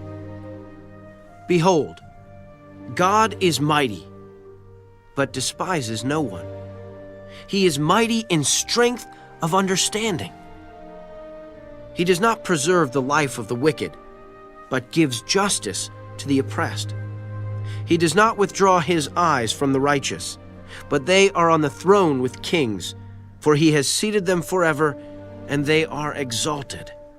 And if they are bound in fetters, held in the cords of affliction, then he tells them their work and their transgressions, that they have acted defiantly.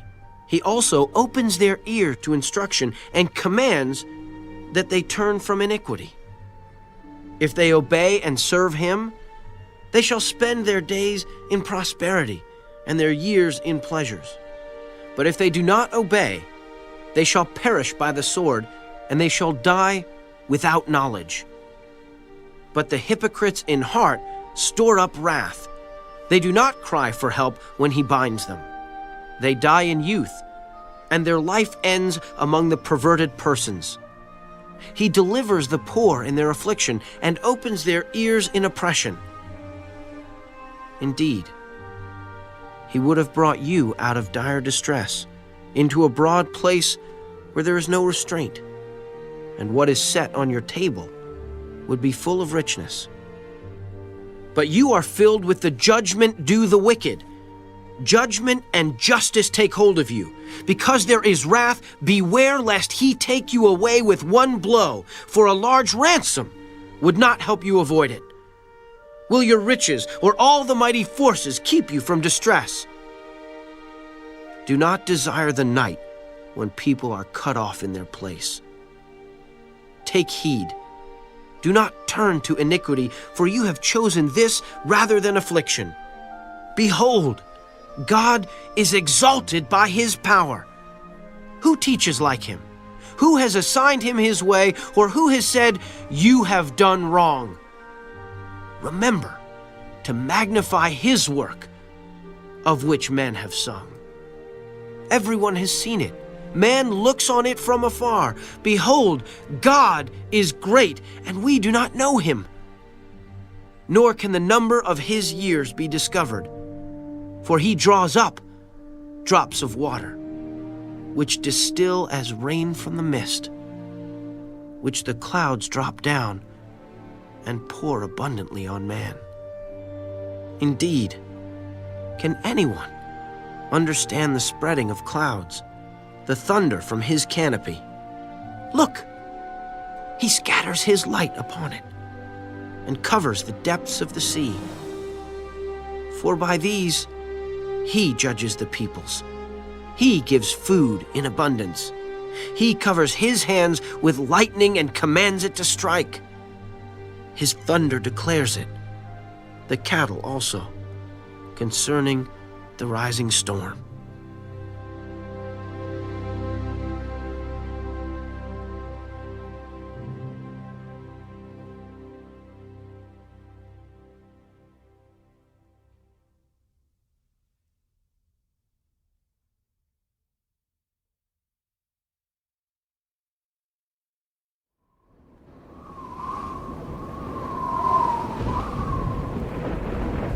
Then the Lord answered Job out of the whirlwind. Who is this who darkens counsel by words without knowledge? Now prepare yourself like a man. I will question you, and you shall answer me. Where were you when I laid the foundations of the earth? Tell me, if you have understanding. Who determined its measurements? Surely you know. Or who stretched the line upon it? To what were its foundations fastened? Or who laid its cornerstone when the morning stars sang together and all the sons of God shouted for joy? Or who shut in the sea with doors when it burst forth and issued from the womb?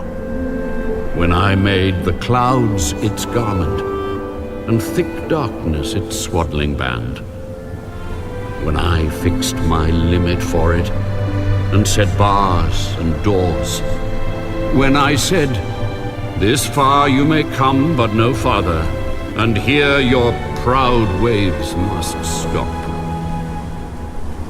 Have you commanded the morning since your days began, and caused the dawn to know its place, that it might take hold of the ends of the earth, and the wicked be shaken out of it? It takes on form like clay under a seal, and stands out like a garment. From the wicked their light is withheld, and the upraised arm is broken. Have you entered the springs of the sea, or have you walked in search of the depths? Have the gates of death been revealed to you, or have you seen the doors of the shadow of death? Have you comprehended the breadth of the earth? Tell me, if you know all this. Where is the way to the dwelling of light? And darkness, where is its place? That you may take it to its territory, that you may know the paths to its home. Do you know it because you were born then, or because the number of your days is great? Have you entered the treasury of snow? Or have you seen the treasury of hail, which I have reserved for the time of trouble, for the day of battle and war? By what way is light diffused, or the east wind scattered over the earth?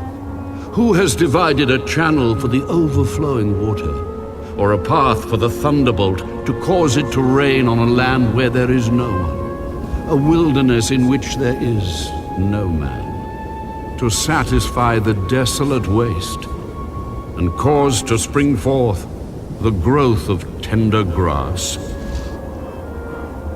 Has the rain a father, or who has begotten the drops of dew?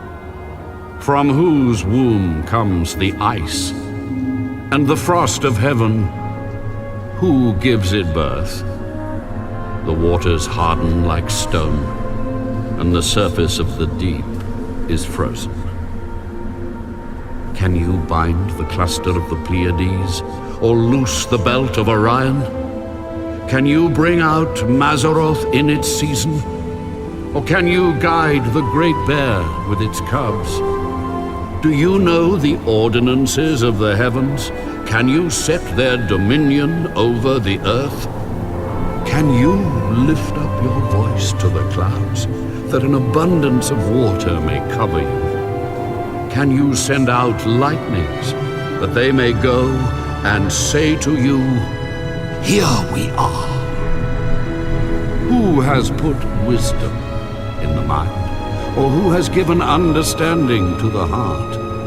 Who can number the clouds by wisdom, or who can pour out the bottles of heaven when the dust hardens in clumps and the clods cling together? Can you hunt the prey for the lion, or satisfy the appetite of the young lions when they crouch in their dens or lurk in their lairs to lie in wait? Who provides food for the raven when its young ones cry to God and wander about for lack of food?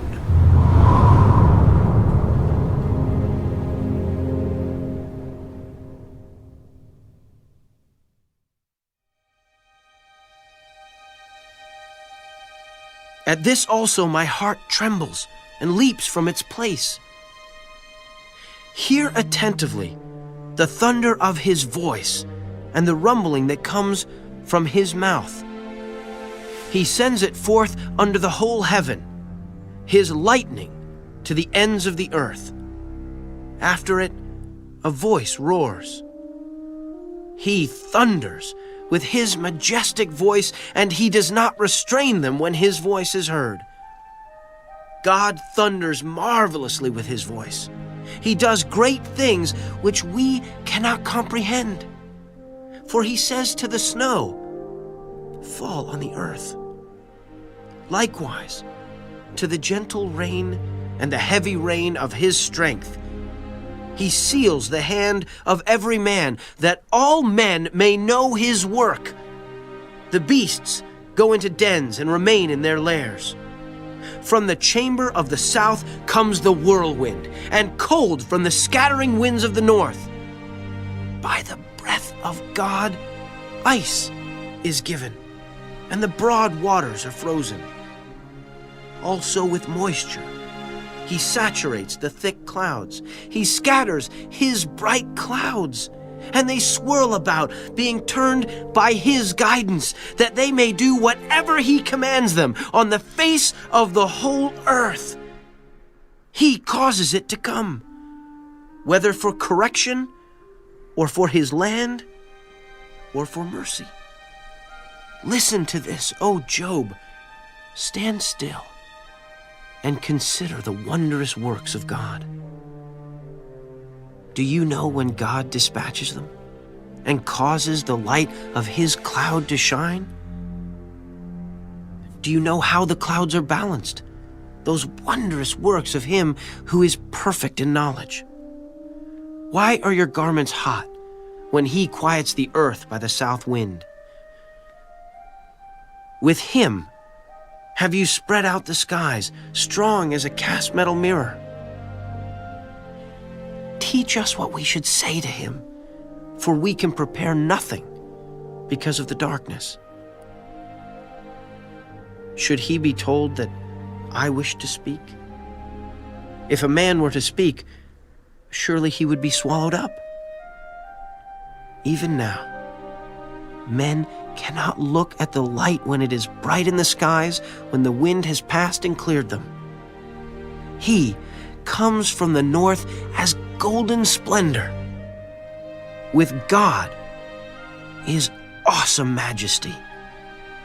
As for the Almighty, we cannot find him. He is excellent in power, in judgment, and abundant justice.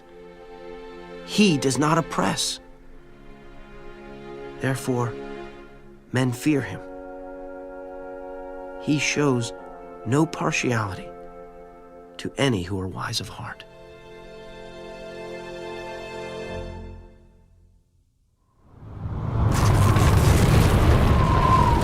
Do you know the time when the wild mountain goats bear young? Or can you mark when the deer gives birth? Can you number the months that they fulfill? Or do you know the time when they bear young? They bow down, they bring forth their young, they deliver their offspring. Their young ones are healthy, they grow strong with grain, they depart and do not return to them. Who set the wild donkey free? Who loosed the bonds of the onager, whose home I have made the wilderness, and the barren land his dwelling? He scorns the tumult of the city. He does not heed the shouts of the driver. The range of the mountains is his pasture, and he searches after every green thing. Will the wild ox be willing to serve you? Will he bed by your manger? Can you bind the wild ox in the furrow with ropes? Or will he plow the valleys behind you? Will you trust him because his strength is great? Or will you leave your labor to him? Will you trust him to bring home your grain and gather it to your threshing floor? The wings of the ostrich wave proudly, but are her wings and pinions like the kindly stork's? For she leaves her eggs on the ground and warms them in the dust. She forgets that a foot may crush them, or that a wild beast may break them. She treats her young harshly, as though they were not hers. Her labor is in vain, without concern, because God deprived her of wisdom and did not endow her with understanding. When she lifts herself on high, she scorns the horse and its rider. Have you given the horse strength? Have you clothed his neck with thunder? Can you frighten him like a locust? His majestic snorting strikes terror. He paws in the valley and rejoices in his strength. He gallops into the clash of arms. He mocks at fear and is not frightened, nor does he turn back from the sword. The quiver rattles against him, the glittering spear and javelin. He devours the distance with fierceness and rage, nor does he come to a halt because the trumpet has sounded. At the blast of the trumpet he says, "Aha!" He smells the battle from afar, the thunder of captains and shouting. Does the hawk fly by your wisdom and spread its wings toward the south? Does the eagle mount up at your command and make its nest on high? On the rock it dwells and resides, on the crag of the rock and the stronghold. From there it spies out the prey. Its eyes observe from afar. Its young ones suck up blood. And where the slain are, there it is.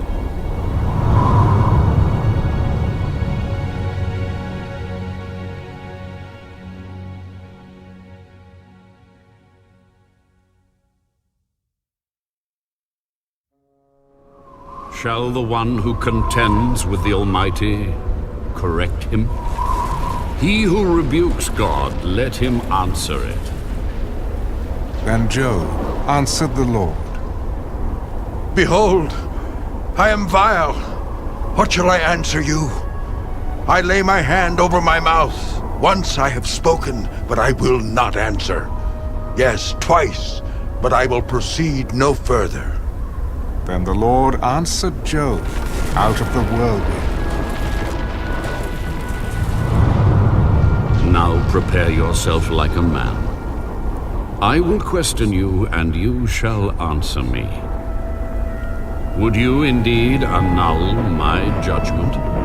Would you condemn me that you may be justified? Have you an arm like God? Or can you thunder with a voice like his? Then adorn yourself with majesty and splendor, and array yourself with glory and beauty. Disperse the rage of your wrath. Look on everyone who is proud, and humble him. Look on everyone who is proud, and bring him low. Tread down the wicked in their place. Hide them in the dust together. Bind their faces in hidden darkness.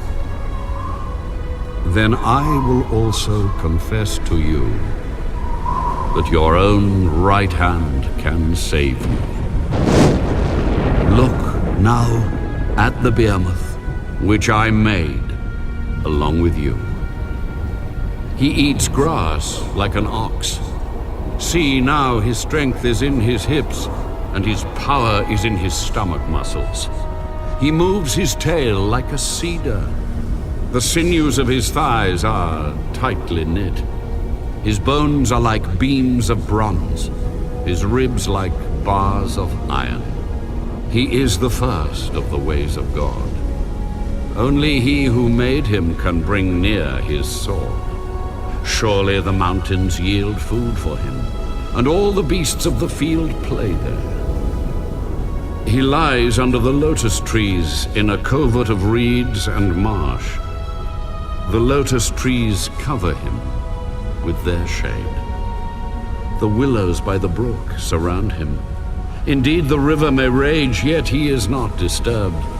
He is confident, though the Jordan gushes into his mouth, though he takes it in his eyes, or one pierces his nose with a snare.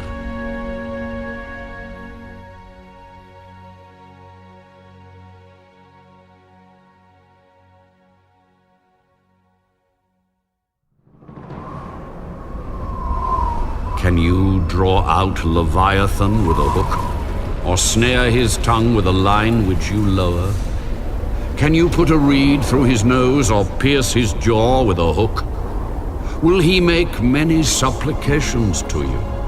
Will he speak softly to you?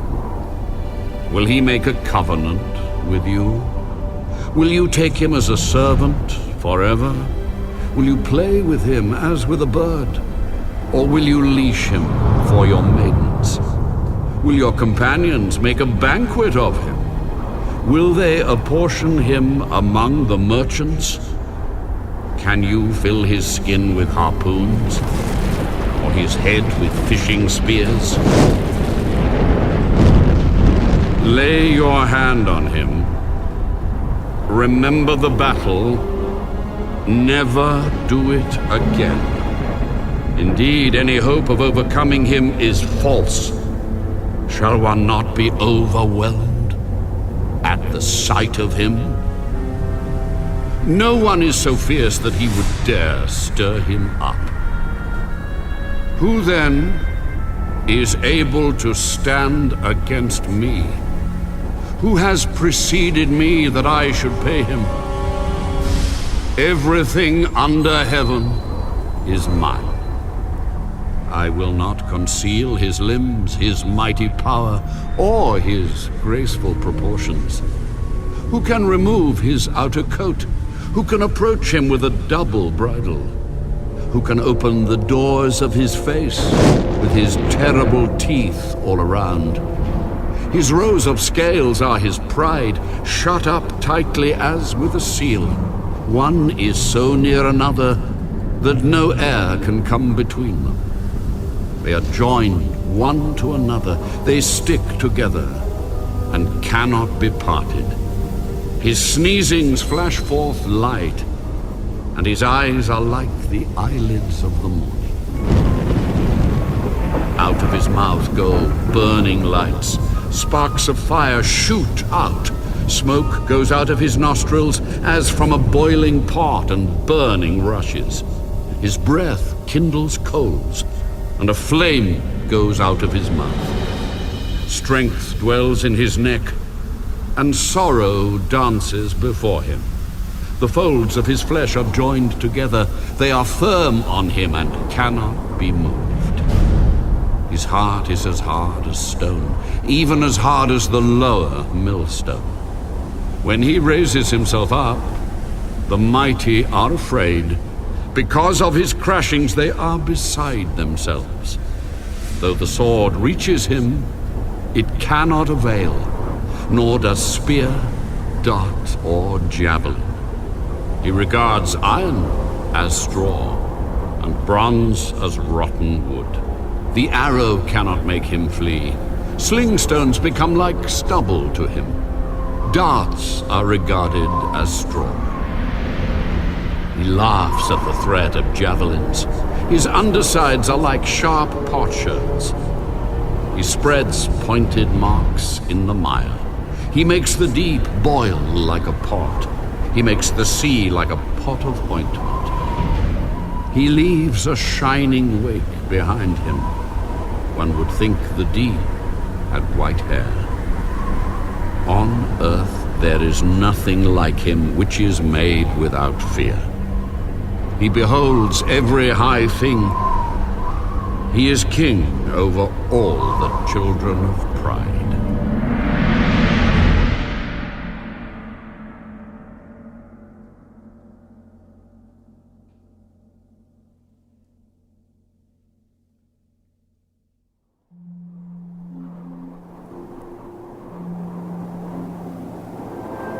I know that you can do everything, and that no purpose of yours can be withheld from you. You asked, who is this who hides counsel without knowledge? Therefore I have uttered what I did not understand, things too wonderful for me, which I did not know. Listen, please, and let me speak. You said, I will question you, and you shall answer me. I have heard of you by the hearing of the ear, but now my eye sees you. Therefore I abhor myself and repent in dust and ashes. And so it was, after the Lord had spoken these words to Job, that the Lord said to Eliphaz the Temanite, My wrath is aroused against you and your 2 friends, for you have not spoken of me what is right, as my servant Job has. Now, therefore, take for yourselves 7 bulls and 7 rams. Go to my servant Job, and offer up for yourselves a burnt offering. And my servant Job shall pray for you. For I will accept him, lest I deal with you according to your folly, because you have not spoken of me what is right, as my servant Job has. So Eliphaz the Temanite, and Bildad the Shuhite, and Zophar the Naamathite went, and did as the Lord commanded them, for the Lord had accepted Job. And the Lord restored Job's losses when he prayed for his friends. Indeed, the Lord gave Job twice as much as he had before. Then all his brothers, all his sisters, and all those who had been his acquaintances before came to him and ate food with him in his house. And they consoled him and comforted him for all the adversity that the Lord had brought upon him. Each one gave him a piece of silver, and each a ring of gold. Now the Lord blessed the latter days of Job more than his beginning. For he had 14,000 sheep, 6,000 camels, 1,000 yoke of oxen, and 1,000 female donkeys. He also had 7 sons and 3 daughters. And he called the name of the first Jemimah, the name of the second Keziah, and the name of the third Keren-Happuch. In all the land were found no women so beautiful as the daughters of Job, and their father gave them an inheritance among their brothers. After this, Job lived 140 years, and saw his children and grandchildren for 4 generations. So Job died, old and full of days.